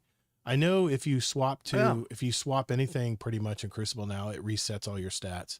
I mean, it resets your grenade that's been Well, that's true. charging. The your- grenade and everything. That's all true. all your charging, all your stuff that charges up, even your super, I think just goes back to 0. That's how they combat that. And I understand that in Crucible. I do, because I used to be the one that would grab a fusion rifle, and as soon as I used all the bolts, I would immediately switch over to my sidearm because I had unlimited ammo in that. And now when I do that, Yeah. it resets all my grenade, melee, powered melee, and super, I believe, to 0. So I can't do it anymore, which I think kind of sucks because that's just cold strategy. But Necromancer says Dim is a much better storage system, putting names on them and notes to build. But yes, quick swaps are definitely extremely fast. Yeah, I have a ton of builds. I use them for my builds. I don't actually use hardly the UI other for just a couple basic build changes. So I just noticed it was so damn quick. So I agree, Mo Younger. Yeah, It might be a no, I problem. love that. That's Might be a super cool. All right, this one you might be able to answer, Fudd. Here we go. Got it. This is from McMaximo, another voicemail we got sent to us. Love voicemails. Hey, Destiny nerds, McMaximo here. Hey, we were talking recently in Discord about Wrath of the Machine, and as a guy who's going through D1 and trying to play it very slowly, but trying to work on it, I'm trying to work up to that raid. What is it about that raid that everybody loves so much? Why do they want it back? What makes it so special? Who better to ask than two Destiny nerds? Later. Well, now you got 3 Destiny nerds. I know. Well, yeah, that'd be funny. I wish Kings was here because that's one of his favorite raids of all time, and we have Yes. talked about that extensively. Yes. On the color red is great. Siva was Yes. awesome. I miss it very much. I don't know, the set piece was great. It was very grandiose. There were some interesting raid mechanics they haven't really touched with Yes. since then. What was the rebuilding? Like, what was the like tram system where you're like Yeah, literally everyone has to carrying carry chunks pieces of it around, to the carry pieces on the around. bridge. Yeah, with the mechanical monster. It was a lot of Yeah. It was a lot of, and there are a few mechanics in that they've kind of used extensively past that, and it was kind of the first time we saw some things. But the set piece was great. The story leading up to that raid was phenomenal. It So was. it really hit home as someone who cares about the lore. It had one of the best armor looking sets, some of the best perks, exotics. But again, yeah, it mostly comes down to set pieces. There was a lot of hidden puzzles that people had to Google shit all the time when you're running it. They'd be like, hey, have you seen this one thing? And someone would make a left turn and drop down a hole Outbreak and then Perfected. go punch like 19. Yeah. All these different things. You're like, oh, whoa, what's this? Yeah. You know, like Yep. there was just a lot of stuff that went into the Wrath of the Machine, and the music was incredible. Yes. It was just, it holds a special place being at the very end of D1, and just doing everything right. very well. Yeah, I've played every raid since day one. The Randall the Vandal was in it. Yeah, Amazing Taco King. I remember that. Randall the Vandal. Yeah. Yes, That's right. That's right. They brought him back. Here's the thing. Most of the raids, if we go back to Vault of Glass, for instance, most of the raids, now I'm not saying all of them, because I think Taken King, the Taken King raid, I thought kind of mimicked a lot of this as well. But Kingsfall. Kingsfall, thank you. the prior raids in Destiny, you had usually of the 6 players in your fire team, you had 3 people who were just badasses and knew what to do. And then you had 3 people who could kind of just chill and kill ads. And, you know, all they had to do was make sure they met up at a certain point where everybody gathered in one spot to do DPS, right? Well, I already forgot the raid. Wrath of the Machine. Wrath of Me. Thank you, man. I'm telling you, I don't know why this shit flies out of my head. Wrath of the Machine was different though, because everyone had a job to do. And if you didn't do your job, everyone knew it. And that's why we love and we keep romanticizing that they should bring back Wrath of the Machine, because everyone had to bring a piece. Everyone had to guide the other person and keep them alive so they could bring the piece without dying. Titans had to throw bubbles. I mean, everyone had a job to do. And if it didn't work fluently together, you would fail the encounter. And all I remember when I see a lot of communication, when I remember the Wrath of the Machine, I remember the last encounter where everyone had to shoot their certain colored servitor. And I don't remember how many times I fucked that up because I'd shoot the wrong element servitor. And all of a sudden everybody would wipe. And I go, I fucked up. I didn't hit the right servitor. Sorry guys. And there's always that moment when you're raiding when everybody goes quiet and you're like, oh, I better get my shit together now, because they're getting impatient with me. And I was the worst at some raids. I've psyched myself out, man. So everyone, I remember in the last room, you were paired 2, 2, and 2, and you had to work together in those zones. And then of course hit the right, there were a lot of mechanics. One person have to run up and get the captain. Yes. To pick up a thing and drop it over here. Exactly. Everyone was communicating, and you were swapping between groups at some point. One person would go here and they'd swap to this and that. It was a lot. That's a really good point. I hadn't thought about that. The fact, one, it was really fun because you had to do stuff, but you didn't really have to do that in any other raid in D1. I spent a lot of time in raids getting pulled through and being told, just sit kill here. ads. And I did that a lot of times too.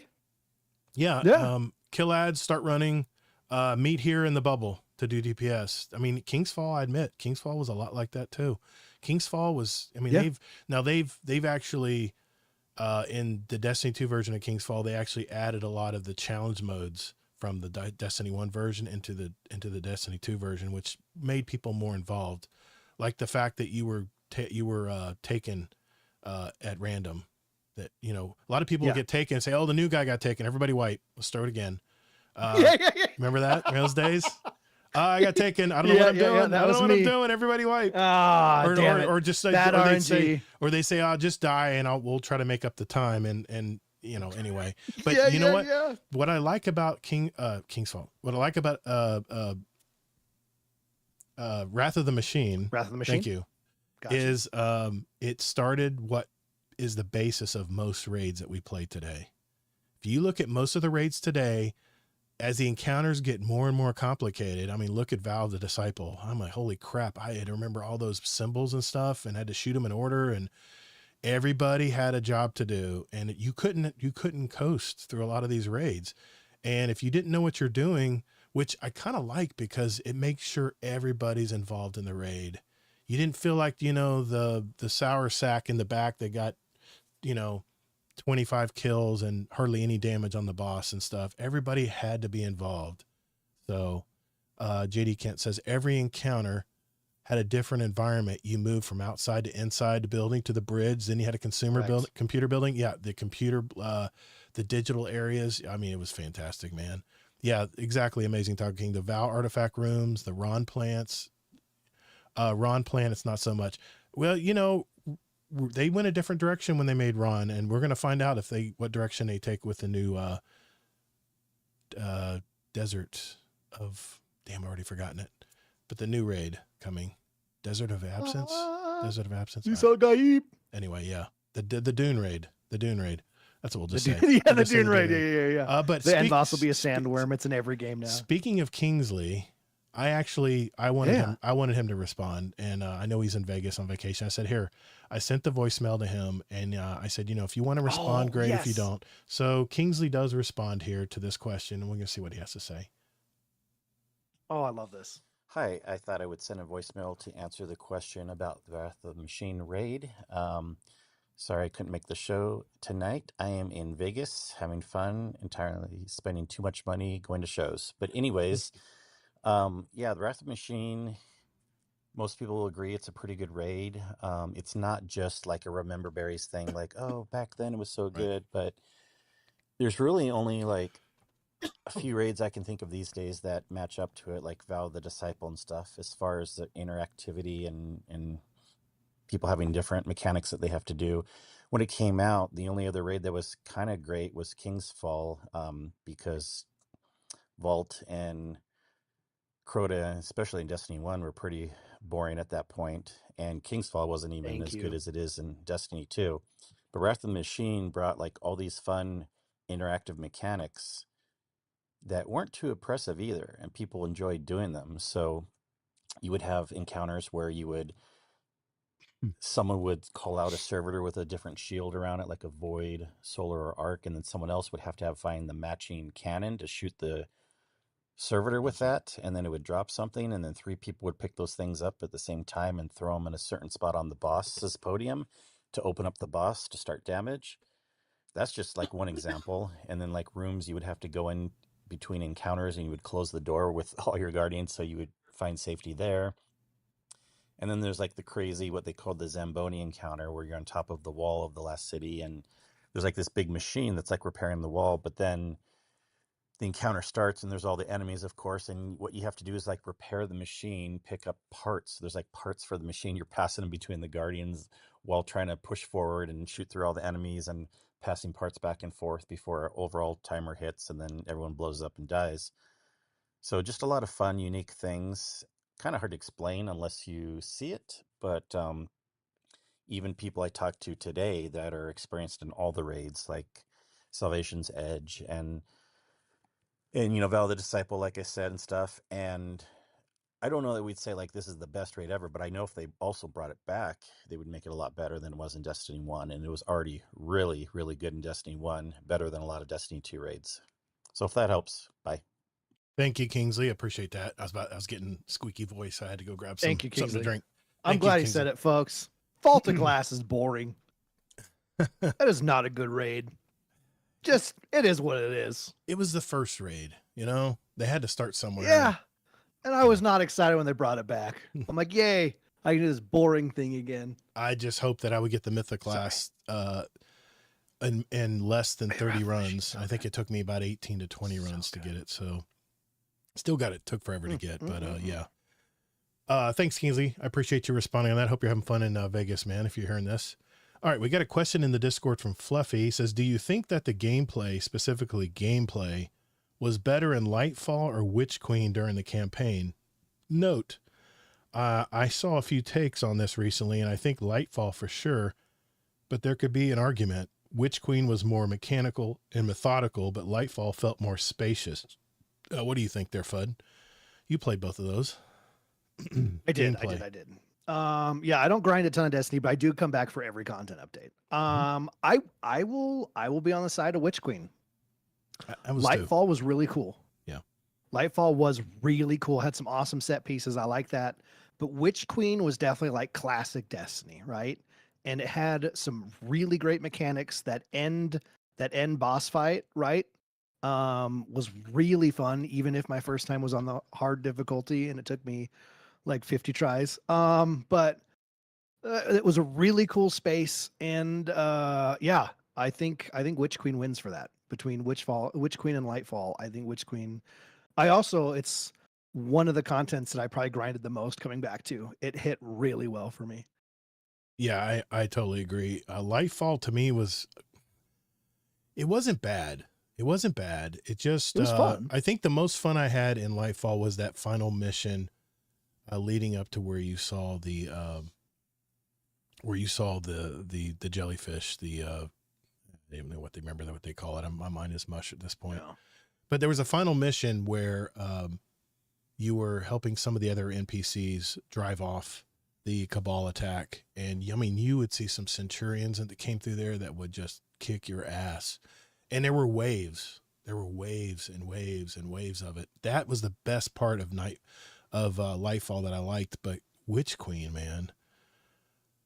Witch Queen was just a whole different element. The whole new world, the swampy areas, the very natural, reminded me of Florida, to be honest. A lot of oak trees with heavy moss hanging out. We call them Spanish oak. We call it bearded oaks down here in Florida. But just the freaking story, the gameplay, playing the story was just so much fun. And my God, that ending, no one will ever forget. If you played Witch Queen, you'll never forget that ending cutscene where they show so much about the Hive and Savathun and all the things that we didn't really know a lot about, other than the lore nerds really knew about it. It was kind of a reminder to them, but that last part of that story, I played that, and that's when they brought for the first time Legendary campaign like they are now with the latest stuff. So I have to say Witch Queen. My first time experiencing it. Yeah, I say Witch Queen. I spent so much time on that damn world, and then they brought weapon crafting. Nimbus wasn't in Witch Queen, so that made it better too. Surfer Boy, come on, man. The dialogue just really turned me off on that. Anyway, it was a cool idea, but it was definitely a hey fellow kids moment, you know? Yeah. Do you like Fortnite? You'll like Lightfall. I hear you, man. Mr. Dead Rabbit had a question. Yeah. He says, do you think it'll be worth going for 200 armor stats? You need to be fully invested in one stat specifically, 30 in each armor and the plus 10s in them all. Pretty sure they need to be tier 5 armor too. Will the perk at 200 be worth it in your opinion? Or would it be better to have multiple 100s instead? I know you don't know a lot about the new armor system, Fudd, but you can go up to 200. I do a little bit. I listened to last week's episode. Yeah. What do you think? I mean, will it be worth it to go for one 200 stat? I think honestly, like with anything in Destiny, right? I think if they let you grind for it, it probably will be worth it to you, right? Mm-hmm. I don't know if the difference will be that massive, but if you're willing to go for it, I think you'll definitely see a difference and you'll be an absolute god out there. But yeah, I mean, I think the best thing to do obviously is just start with, grind for the 100, see how everything feels, go one stat a different direction. And if you go, oh, I notice it definitely is different. Absolutely. I'd say go all the way with all of them.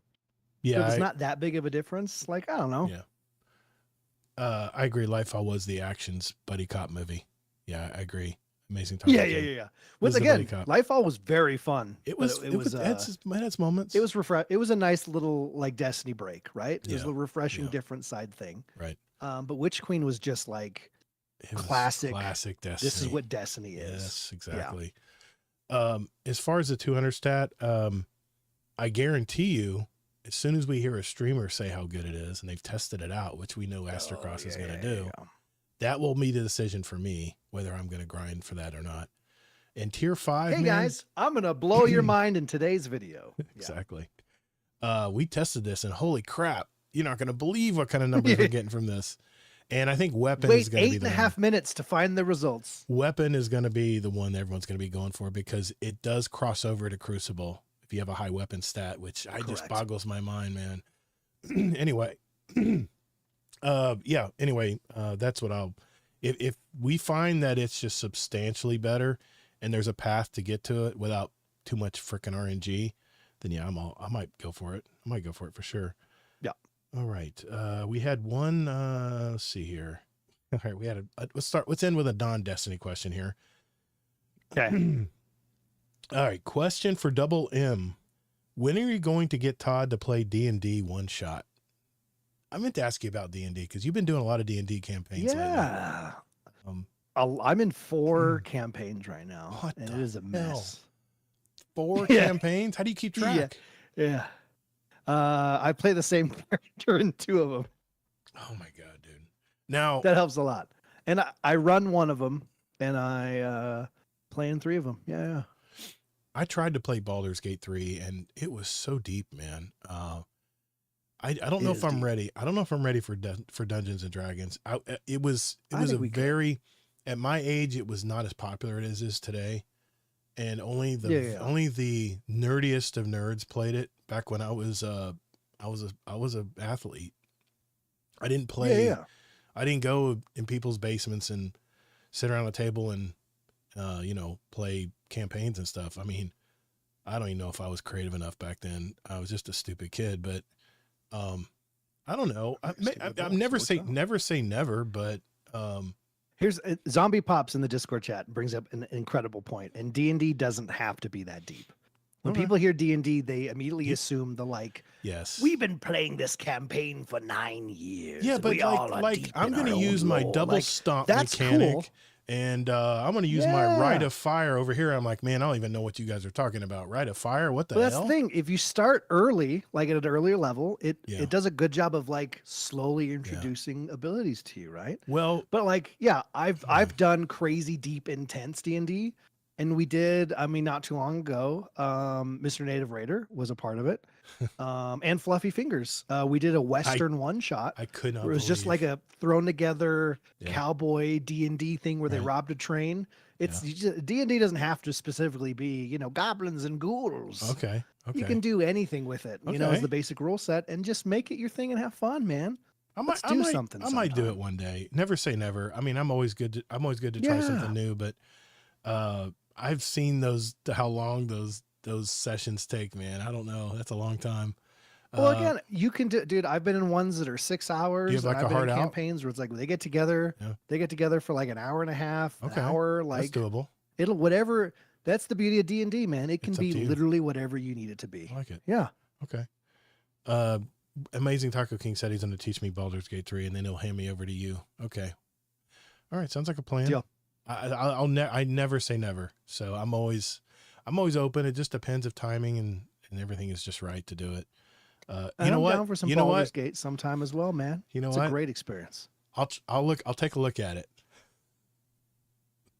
I'll send you all the stuff you need, buddy. Okay. I appreciate that. There was my son, actually, we did play a role-playing card game. I can't remember the name of it, when the power was out, and I loved it. And it had a lot of D&D Yeah. stuff. There you would go. use paladins and not paladins, but you would use you'd use all these different character cards, and you draw these cards and play them. Like it was like a card game more than D&D, but I really got into some of the factors in that game. So you never know, this old guy might learn a new it's trick. fun, You man. never know. I just If you can't can believe if you can lean into it, you can have a really good time. how did you get Fluffy to play D&D? Because I never thought he played D&D. Was he new Oh, to he it? wanted to. Really? I started that campaign. I'm the DM for it. Mhm. We got my co-host Russ is in it. Sweaty Spooks and Native Raider from Blueberry Lounge. Right. And then Bill Nye's Bow Tie from my Discord. Right. We're all a part of it. Gotcha. He started watching it, not ever thinking he'd played D&D. And I'm very much a like funny high fantasy, like let's let epic things happen because Right. magic exists, right? Yeah. And so it was very fun. We had a ton of fun, and he was watching how much fun we were having, and he was like, dude, I want to experience this kind of fun. It looks awesome. So you never know when something clicks for someone, man, and it could be your time. Okay. Could be your time. Necromancer, thanks for stopping by, brother. Good to see you. Necromancer is our GDC3 admin. So if you're looking to get into hell yeah. the GDC3 clan, he's the guy you want to find in the Discord. He's the man. I mean, I'm an admin in there as well, but he's specifically in charge He's of the GDC3. He's the guy. And a all very right. active clan. GDC, all the three of the clans are active. We're always maxed out on our clan stats, but you can only hold 100 people in a clan. I hear a lot of things about 3 though, and that's not just in the moment making it up. I picked it up here and there. It's getting hot. GDC3 did this. GDC3 did that. GDC2 is They're pretty the active ones. too. Yeah. It's no GDC3, I'll tell you that. JD right now. Kent gifted a month tier 1 sub to Elmer Fudd Games. Thank you, brother. And he also resubscribed for 3 thanks, months buddy. in a row. Thank you, man. That was very nice. Very cool, man. You're a legend. He's the man. That guy is he's supported our live shows since the beginning. All right, we'll end on a fun one. Doras says, you dug a hole that went through the center of the earth and you jumped through. Would you be falling or floating upwards? Center of the earth, you jump through. Would you Goes be to the center of the earth or goes no, all goes the way through the center of the earth. So I'm guessing all the way So through to the other side? To the other side. Would you be falling or floating upwards? That's a gravity My question. favorite thought, having thinking about this, and this is not a scientific answer at any point. This is I can't sleep. It's 3 a.m. This Yeah. has absolutely been a thought of mine. Really? My thought and my joy would be free falling to the core of the earth, right? And that's when obviously Gravity you just melt switches? and die. We all see Armageddon, but Right. that gravity switch that goes every direction. I really like the idea that you hit that and then you're just going Floating up. and you're just spinning in the center Oh of the my earth because God, it dude. can't send you any direction. That's so cool. That's my thought. God, man, that's a deep question. I don't know. I think it would be, I think the gravity would switch because of the poles and the spin and the rotation of the earth. I think the gravity would switch over. You would think, right? Because Do we you have think summer. at the core or like halfway through the trip. It's hard to say because, we have northern and southern hemispheres, and, when it's summer in the north, it's winter in the southern. But we are tilted on an axis. It's way too deep for me, man. This old guy, you're just going to confuse us, man. Well, it's a deep hole. That's the whole point of the I question. know. I think I'd be falling. I think I'd be dead either way because that's a long way to fall. But I think I would fall. I think I would fall, and then I'd be a fiery, chafed body. I think that's what would happen. And then by the time gravity kicked in, who cares? I'm already dead. So I The appreciate only that. thing I know is that I would Oh God, fall for you. I knew you were gonna say that. Thanks, man. That's All the right, only thing I know. all right. Is that a deep question because it's a hole in the ground? Yes, exactly. Man. Yeah. All right. Hey, thanks everybody for your questions tonight. I want to make sure we got those answered before the new Edge of Fate drops. Because me and Kingsley will probably be talking about mostly Edge of Fate in the next couple episodes. So, all right. Final thing we're going to do is add music to our show playlist. So, Elmer Fudd, take it away. Yep. No, hold on. I got it. I got you covered, man. No, I paused. I paused. Oh, I paused. Okay. I knew what you meant. Okay. I know what you meant. There we go. Listen to the Guardian Downcast. Oh, it's a playlist. Yes. Oh, and I've heard they've like won awards for it and such. Thank you, sir. Thank you, Mr. Fudd. I didn't start recording yet. Thank you, Mr. Fudd. Well, this is the last part of our show where we add music. I did that live this episode. You did. I know. It was great, man. Thank you for that. Yeah, that's crazy. Yeah. It's a little dry. This is where we add music to our time capsule, because ever since, and I mentioned earlier in the show, ever since July of 2019, we've been adding song to this playlist, and it now has 1,241 songs in it. It's representing all of us and all of our past guests over all those years, 6 years now. So I'll ask you, Mr. Fudd, what music are you going to add to our playlist tonight, sir? Well, as you know, as one of the few people who are allowed to add 2 songs to this playlist, I wear that as a badge of honor. Yes, you do. One song is something I've been listening to. The second song actually is something I've also been listening to, but it's a song that reminds me of you. Oh boy. Okay. As we've always done. I think we're going to start with the song that makes me think of you. Okay. So the band I've recently discovered Mhm. is called, I think it's Salts or Salts. Saults. Okay. Okay. They are a French. This has nothing to do because I've been playing a ton of Expedition 33 and looking up French music at all. Not at all. But yeah, they are a French. What's the genre? Like prog rock or something? Oh, yeah, French pop rock band. Pop rock. Okay. The song is called "Let It Go." It's kind of it's a Let It lovely Go. melody. It's a love Okay. song to the soul. Okay. Okay. But a lot of their songs really hit towards the end, and they just go balls to the wall, and it is so catchy every time. Like a So about the 2.5 minute mark, this song really goes nuts after being a love song, okay. and it's a love song for you, Okay.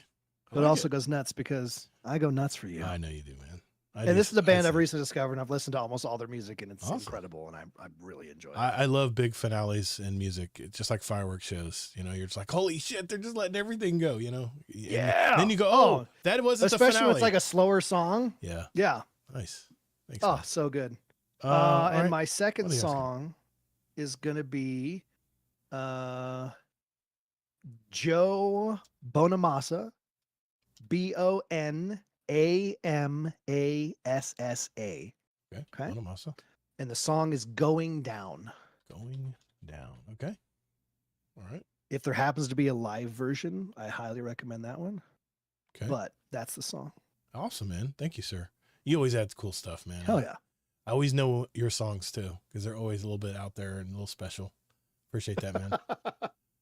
Anytime. I'm only going to add one because I'm not FUD.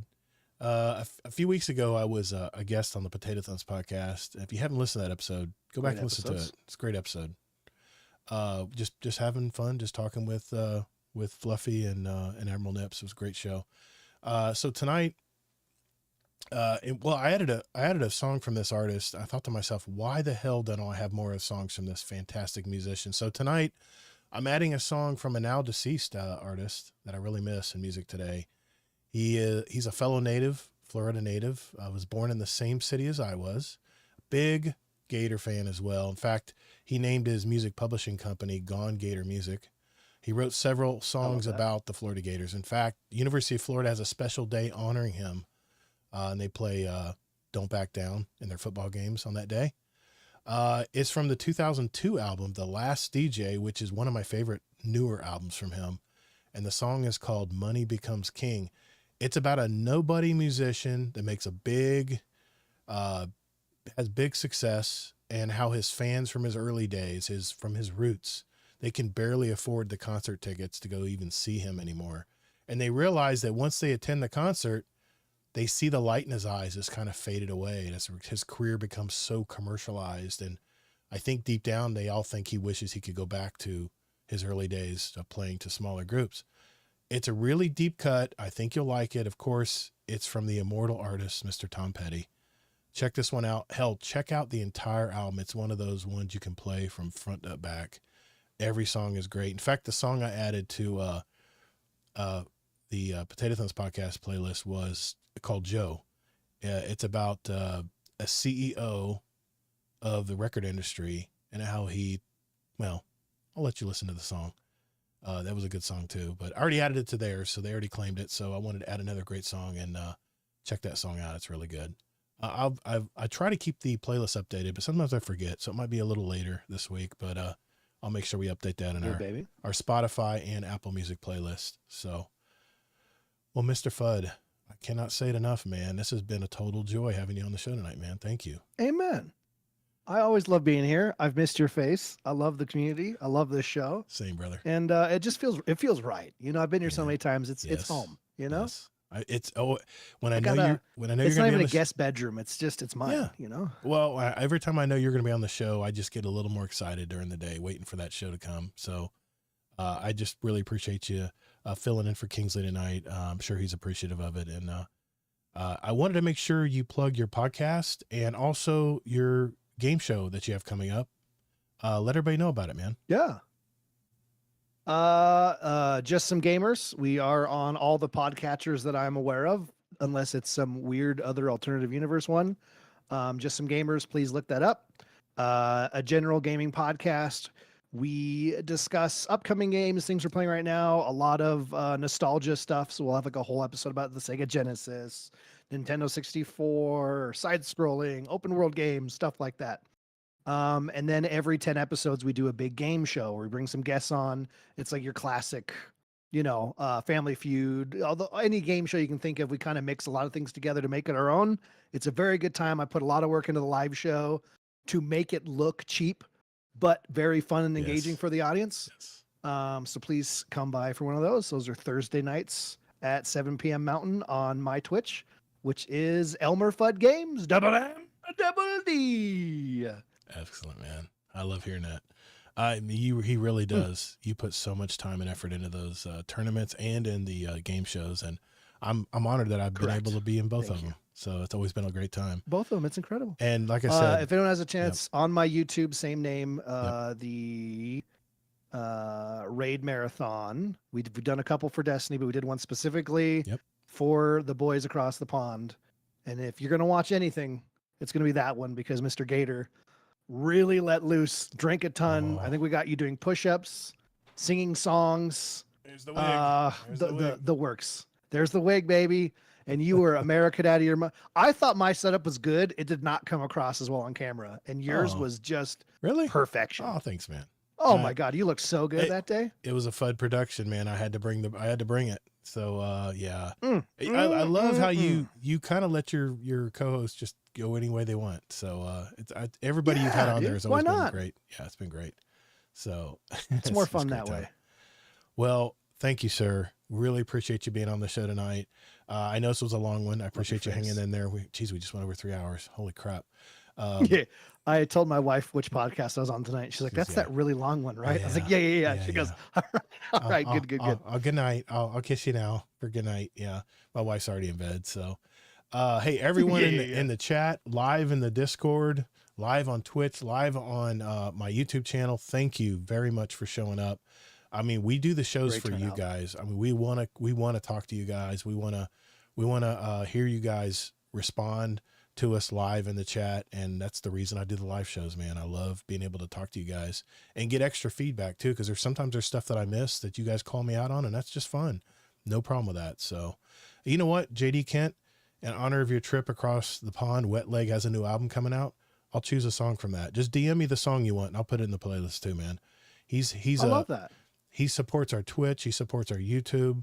He's a member of both. I think he's in our, believe he's in our Patreon community as well. So, man, this man has really, and Amazing Taco King, he is our highest level patron.